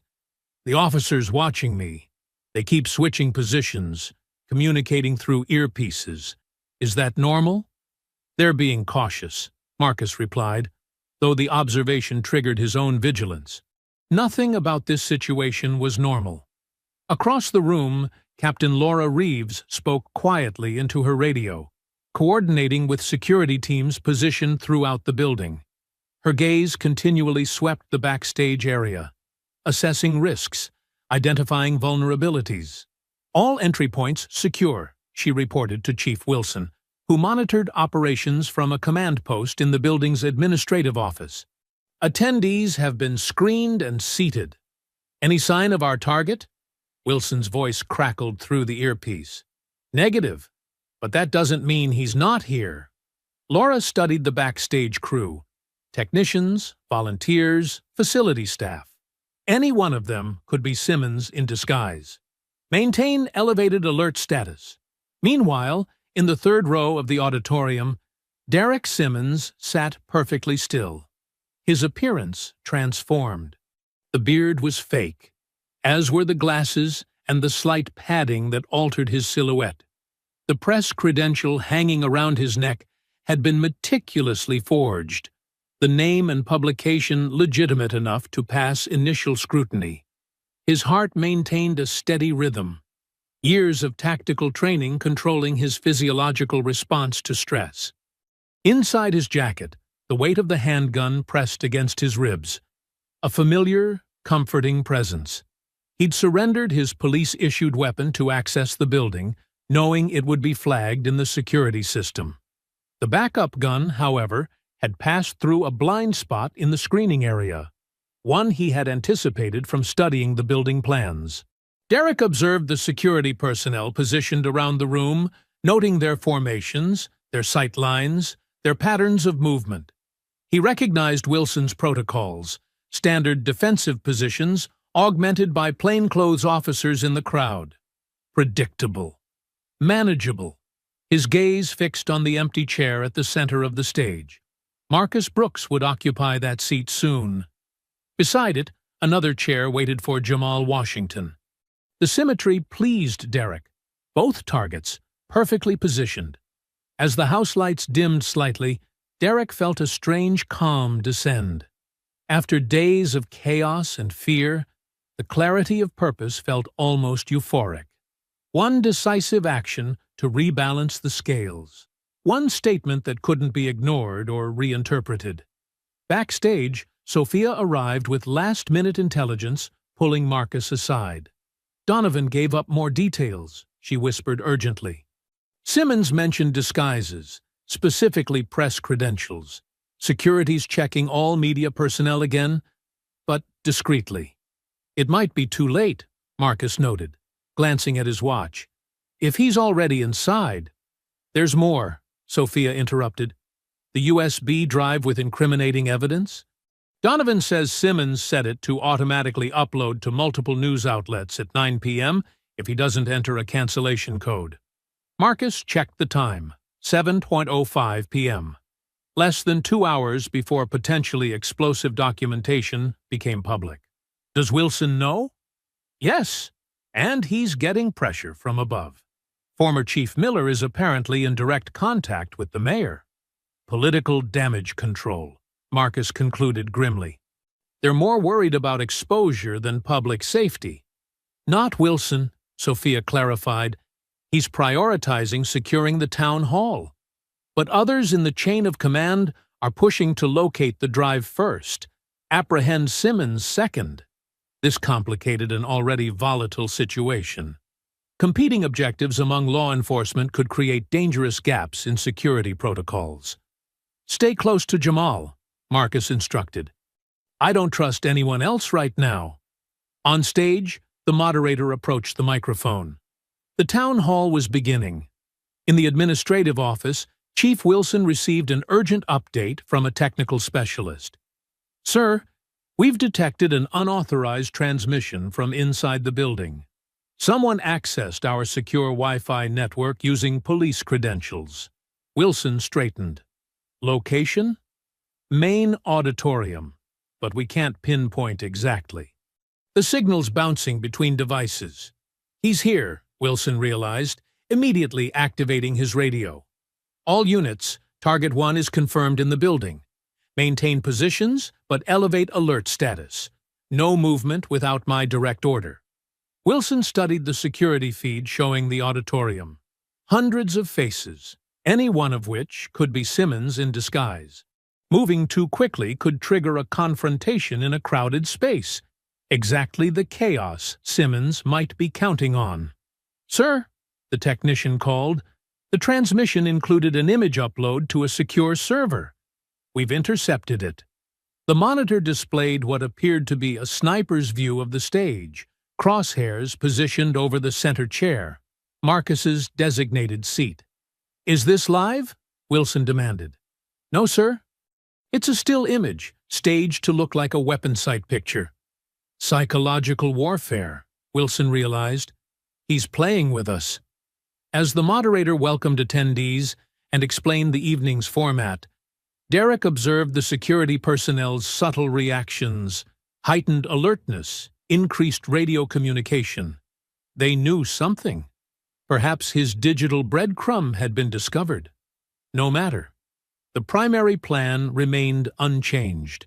The psychological misdirection was merely a bonus, keeping them looking for snipers while the real threat sat among them.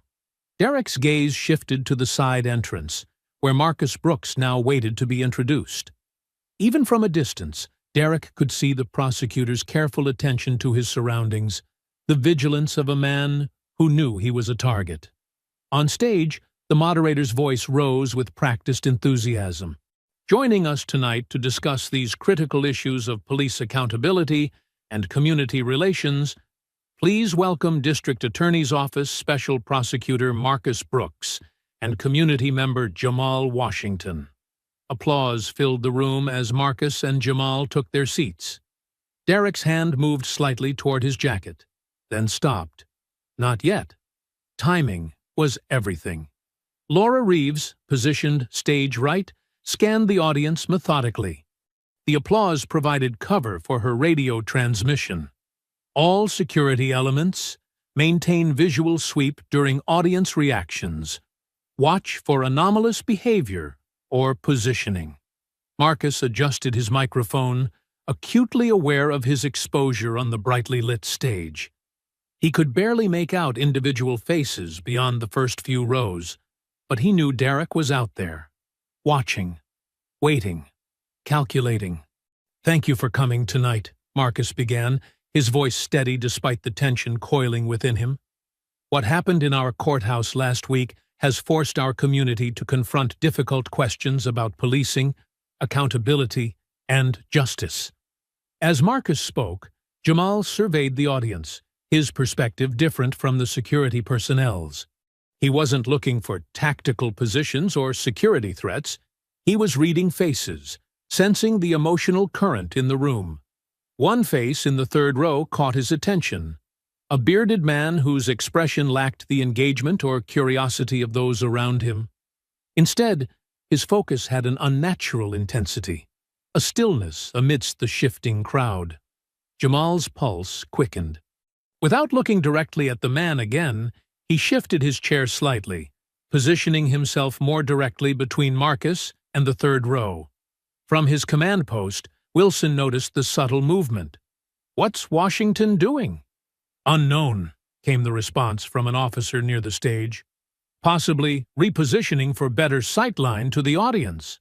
Or positioning himself as a shield, Wilson realized with sudden clarity. He's spotted something. "Third row, center section. Direct all available cameras there, now."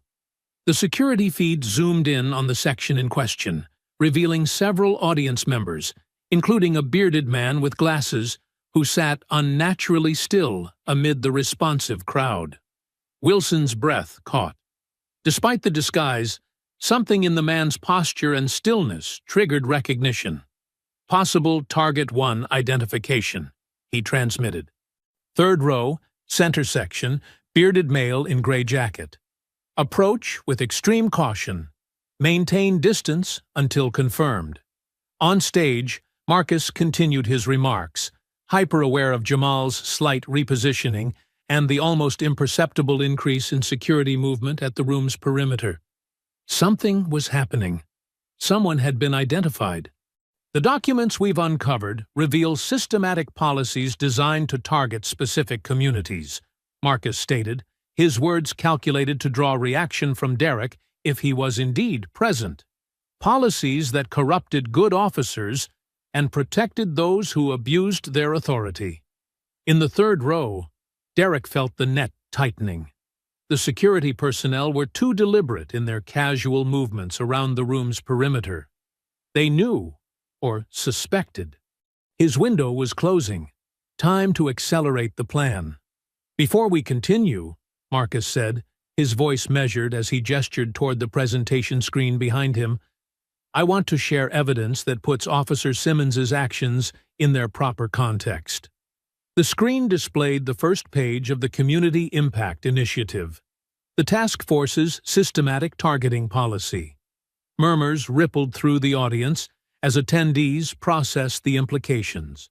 This document reveals an intentional strategy to concentrate enforcement in predominantly black neighborhoods, Marcus explained, not based on crime rates or public safety needs, but on demographic profiles. In the third row, Derek felt his carefully maintained composure fracturing. Brooks was exposing everything, not just his individual actions, but the entire framework that had justified them. The system that had told him he was right. These weren't rogue officers acting independently, Marcus continued, advancing to a statistical slide. This was policy, designed and implemented by department leadership, that resulted in dramatically disproportionate arrest rates in minority communities. Derek's hand moved slowly toward his jacket. 3 plainclothes officers were gradually converging on his position, trying to appear casual while closing the distance. They'd identified him despite the disguise. His timetable was collapsing. At the command post, Wilson monitored the approach. Units in position. Prepare for extraction on my mark. Minimal force, no weapons unless absolutely necessary. Laura's voice came through his earpiece. Sir, we can't guarantee a clean takedown with this many civilians in proximity. Recommend clearing the room first. Negative, Wilson decided. Evacuation could trigger him. Maintain current approach. On stage, Jamal leaned toward his microphone. I'd like to speak to what this meant for our community. All eyes turned to him, including Derek's, whose focus narrowed with predatory intensity. When I was pulled over that night, Jamal began, I wasn't surprised by the stop itself. We all know the reality. Driving while black means you get stopped. What surprised me was how quickly Officer Simmons escalated the situation. Derek's breathing quickened, memories of that night flooding back. The adrenaline, the practiced moves, the absolute certainty of threat, where none existed. I did everything right, Jamal continued, his voice strengthening. Hands visible, polite responses, no sudden movements. None of it mattered because the outcome was predetermined. I wasn't being arrested for what I did. I was being arrested for who I was. Derek's hand now rested on his concealed weapon. The nearest security officer was 15 feet away, moving with deliberate casualness through the row behind him. Marcus noticed the subtle security movements and recognized the situation was deteriorating rapidly. His mind raced through scenarios, contingencies, methods to de-escalate without triggering catastrophe. The tragedy here, Marcus added, deliberately drawing attention back to himself, is that systems like this don't just harm communities, they corrupt officers. They take people who enter the profession to serve and protect, and teach them to fear and control instead. As he spoke, Marcus scanned the audience more deliberately, his eyes finally settling on a bearded man in the third row, a man whose stillness amid the reactive crowd stood out like a predator among prey. Their eyes met across the distance. Recognition flashed between them. Derek. In that moment of connection, Marcus made a split-second decision that would either end the crisis or accelerate it catastrophically. In fact, Marcus continued without breaking eye contact with Derek, this systematic approach to policing transformed officers who might otherwise have served honorably. Officers like Derek Simmons, who I believe is with us tonight. A collective gasp swept through the room. Security personnel froze momentarily, their careful approach compromised. "Officer Simmons," Marcus addressed him directly. "I see you." The auditorium fell silent, tension crackling through the air. In the command post, Wilson cursed under his breath, then quickly redirected his team. "All units, cover blown. Move to immediate containment. Security team, prepare for audience evacuation." Derek's mind raced through rapidly diminishing options. His element of surprise was gone. The security personnel were closing in. His carefully constructed plan was unraveling. But Marcus wasn't finished. "I want to speak directly to you, Derek, because beneath the anger and fear driving your actions, I believe there's still an officer who once cared about justice." "Don't patronize me, Brooks," Derek called out, standing abruptly. The audience members nearest him recoiled in shock, creating a small clearing around him. "You have no idea what justice looks like on the streets."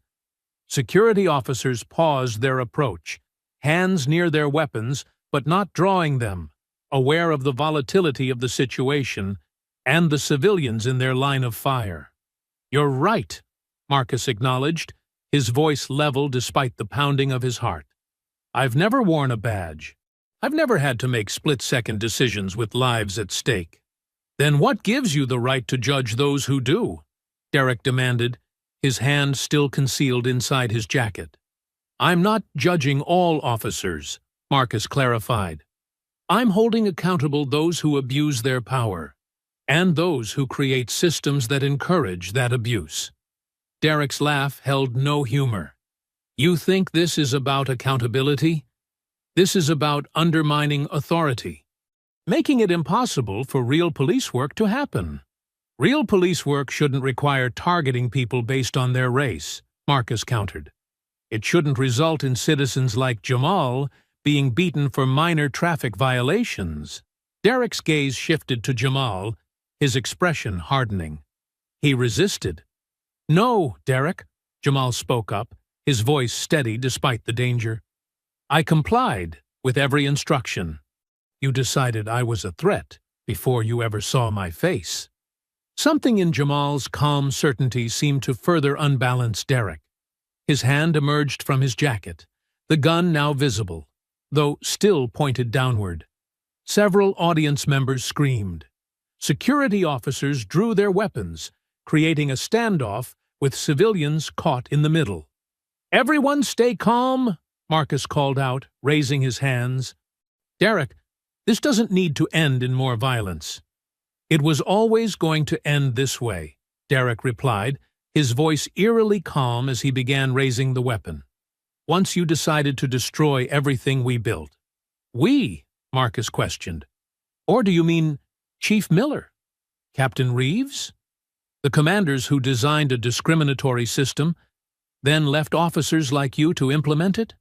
Derek hesitated, the gun's trajectory pausing. "We were doing what was necessary."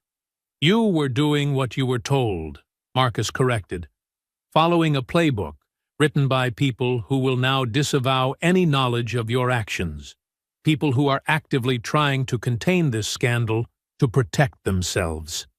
From her position near the stage, Laura Reeves watched the exchange with growing dread. The confrontation was exposing truths she had helped bury for years, truths that implicated her as much as Derek. "You think I don't know that?" Derek's voice cracked slightly. "Why do you think I kept insurance? Evidence against all of them?" "And has it protected you?" Marcus asked. "Or are you standing alone now, while they negotiate their own futures?" The question landed with visible impact. Derek's expression flickered between rage and a momentary, devastating clarity. "The system you're defending already abandoned you, Derek," Marcus continued, "and it will sacrifice anyone necessary to preserve itself." For a critical moment, doubt crossed Derek's face. The gun wavered slightly, Then a voice from the back of the room shattered the tenuous connection. "Simmons! Drop the weapon now!" Derek's training kicked in automatically. He spun toward the new threat, weapon raising. In that moment of divided attention, 3 security officers rushed him simultaneously from different angles. The collision was violent and chaotic. Derek managed to fire once before being tackled, the shot going wide and embedding in the ceiling. Audience members screamed, dropping to the floor or rushing toward exits. "Weapon secured!" an officer shouted as Derek was pinned beneath multiple bodies, the gun wrenched from his grip. Marcus rushed from the stage toward the struggling mass of bodies, Jamal close behind despite security personnel trying to hold them back. "Derek Simmons," the lead officer recited, securing handcuffs around Derek's wrists. "You're under arrest for attempted murder, assault on an officer, escape from custody, and multiple additional charges." As they pulled Derek to his feet, his eyes locked with Marcus's. The rage had drained away, replaced by something more complex, a mixture of defeat and strange relief. "It wouldn't have changed anything, would it?" Derek asked quietly as officers began leading him away. "Even if I'd succeeded tonight?" "No," Marcus answered honestly. "The evidence is already public. The system that created this situation will still face accountability." Derek nodded slowly. "The USB drive?" "We know about the automatic upload," Marcus confirmed. 9 p.m. 9:17, Derek corrected. A final, small victory. "The exact time I was awarded my badge 15 years ago." As they led him toward the exit, Derek turned back one last time. "Brooks, the evidence on that drive, it goes higher than you think, all the way to the mayor's office." The implication hung in the air as Derek was escorted from the auditorium, leaving Marcus to contemplate the expanding ripples of a case that had begun with one assault, but would ultimately reveal corruption at every level of city governance. Around them, order was gradually being restored. Medical personnel attended to audience members affected by the chaos. Officers secured the scene. Journalists who had witnessed the confrontation were already broadcasting live reports. Jamal approached, his expression a mixture of relief and lingering adrenaline. "It's over?" "This part is," Marcus replied, watching as Derek disappeared through the exit doors. "But the larger fight for accountability is just beginning." Chief Wilson joined them, holstering his weapon. "You took one hell of a risk confronting him directly, Brooks." "I saw an opportunity to reach him," Marcus explained, "to remind him that he was a person, not just a symbol in someone else's narrative." "It worked," Wilson acknowledged grudgingly, "though I don't recommend making it standard procedure." As the adrenaline of the confrontation began to subside, Marcus became aware of the historical weight of what had just occurred. A corrupt system had been exposed. A dangerous fugitive had been apprehended. Justice, in its imperfect way, had been served. But the true measure of tonight's victory would be determined by what happened next, by whether the revelations led to genuine reform or merely another cycle of damage control and hollow promises. "What happens now?" Jamal asked, seeming to read his thoughts. "Now," Marcus replied, "we make sure the truth stays in the light." 3 weeks after Derek Simmons's arrest, Marcus stood before the courthouse steps where the journey had begun, addressing a crowd of journalists and community members. The summer sun beat down on the assembled group, the atmosphere charged with anticipation. Today, the grand jury has returned indictments against 14 current and former police officers, 3 deputy chiefs, former Chief Miller, and 2 staff members from the mayor's office, Marcus announced, his voice carrying across the plaza. These indictments reflect evidence of systematic civil rights violations, obstruction of justice, and conspiracy that extended far beyond a single officer or incident. Cameras flashed as he continued. The evidence on Officer Simmons's encrypted drive, combined with the task force files, revealed a pattern of misconduct that was not only tolerated but institutionalized at the highest levels of city government. Behind Marcus stood District ITD Attorney Eleanor Grant, her expression a careful mixture of determination and political calculation.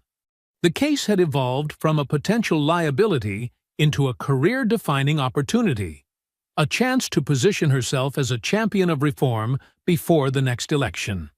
While we cannot discuss specific charges at this time, Marcus concluded, I want to acknowledge the courage of witnesses who came forward despite significant pressure to remain silent. Particularly Captain Laura Reeves, whose testimony was instrumental in mapping the full extent of the conspiracy. As questions erupted from the press corps, Marcus searched the crowd and found Jamal standing at the periphery with his mother, both watching with cautious optimism. Their eyes met briefly, a moment of mutual recognition, acknowledgement of how far they had come and how much remained to be done. Later that afternoon, Marcus visited the detention center where Derek Simmons awaited trial. The former officer had lost weight, his uniform replaced by standard-issue orange, his bearing diminished, but not entirely broken. "Didn't expect to see you here, counselor," Derek remarked as he took his seat in the visitation room. "I wanted to update you personally," Marcus replied. "The indictments came down today." "I heard," Derek nodded. "Quite the haul you've brought in. Your evidence made it possible." Marcus studied the man across from him. No longer the threat he had been, but still complex, still human beneath the actions that had defined him. "Why did you maintain that insurance policy all those years if you believed so strongly in what you were doing?" Derek's laugh held no humor. "Because I wasn't naive. I knew how the game worked. The higher-ups create the policies, but when things go wrong, the officers on the ground take the fall." A moment of self-awareness that surprised Marcus. "Your attorney mentioned you've been cooperative with the investigation. What's the point of holding back now?" Derek's shoulders slumped slightly. "The system I was protecting already sacrificed me, just like you said it would." "And Jamal Washington? Do you still believe he deserved what happened to him?" Derek was quiet for a long moment. "I believed what I was trained to believe," he finally said. "That certain neighborhoods, certain people were inherently dangerous. That perception shaped every interaction." "That's not an answer." "No," Derek admitted. "He didn't deserve it. Neither did others in similar situations." He looked up, something like regret crossing his features. "But acknowledging that now doesn't change what happened." "No," Marcus agreed. "It doesn't. But it might help prevent it from happening again." As Marcus rose to leave, Derek called after him. "Brooks, was there ever a moment when you thought I might succeed? At the town hall?" "There was," Marcus admitted. "But I also believed there was still an officer beneath all that rage and fear. Someone who ultimately couldn't follow through with mass violence, regardless of personal grievances." Derek absorbed this assessment silently, as the guard arrived to escort him back to his cell. Across town, in a small office at police headquarters, Captain Laura Reeves cleared her desk, placing personal items into a cardboard box. Her resignation had been accepted that morning, a negotiated departure that allowed her to cooperate with prosecutors in exchange for consideration during her own inevitable legal proceedings. Chief Wilson appeared in her doorway. "The department will survive this, Laura." "It should," she replied simply, "but not unchanged." "No," he agreed. "Not unchanged." They shared a moment of understanding. Two career officers witnessing the dismantling of a system they had helped build and maintain, each reconciling their own complicity in different ways. "For what it's worth," Wilson said as he turned to leave, "your testimony was the right thing. Long overdue, but still right." Laura nodded, acknowledging the complex truth in his assessment. Her cooperation hadn't erased her years of silence, but it had finally aligned her actions with the oath she'd taken decades earlier. That evening, Marcus met Jamal at a small coffee shop away from media attention. The young man looked different, still carrying the weight of his experience but with renewed purpose in his bearing. "The community support group is taking off," Jamal reported, referring to the organization he had founded for victims of police misconduct. "We're helping people navigate the complaint process, connecting them with legal resources." "That's important work," Marcus acknowledged, "especially now that the department's Internal Affairs Division is being restructured." "It's a start," Jamal agreed, though his expression remained guarded. "But policies without accountability are just words on paper. Which is why civilian oversight is part of the consent decree," Marcus reminded him. "Your voice will be part of ensuring these changes stick." Jamal stirred his coffee thoughtfully. "Sometimes I think about Simmons. Not the man who attacked me or who pulled the gun in court, but whoever he was before the system warped him. That's remarkably compassionate, considering what he put you through." "It's not compassion exactly," Jamal clarified. "It's understanding the bigger picture. Simmons was both victim and perpetrator of a toxic culture.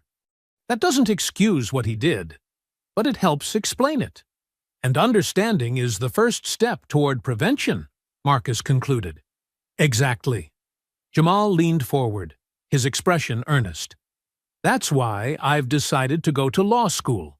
Marcus raised an eyebrow, surprised but impressed. "Really?" "Yeah," Jamal confirmed with a small smile. "This experience showed me how powerful legal advocacy can be, how one case can create ripples that change entire systems." "It's not an easy path," Marcus cautioned. "The law moves slowly, and change even slower." "I'm not looking for easy," Jamal replied with quiet determination. "I'm looking for meaningful." As they continued their conversation, Marcus reflected on how this case had transformed everyone it touched. Derek Simmons, once the embodiment of unchecked authority, now cooperated with investigators dismantling the very system he had defended. Laura Reeves had finally chosen accountability over loyalty to a corrupt institution. And Jamal had channeled trauma into purpose, emerging not just as a survivor, but as an advocate for systemic change. For Marcus himself, the case had provided a measure of redemption for past compromises. Andre Mitchell's case could never be undone, but the exposure of the task force's misconduct might prevent similar injustices in the future. "I've been thinking about something Simmons said," Marcus shared as their meeting concluded, "about how acknowledging a wrong doesn't change what happened. He's right, but it's also incomplete." "How so?" Jamal asked. "Acknowledgement is just the beginning. It's what happens next that determines whether justice is served. And what happens next is up to us," Jamal concluded. Marcus nodded, recognizing the truth in the young man's words.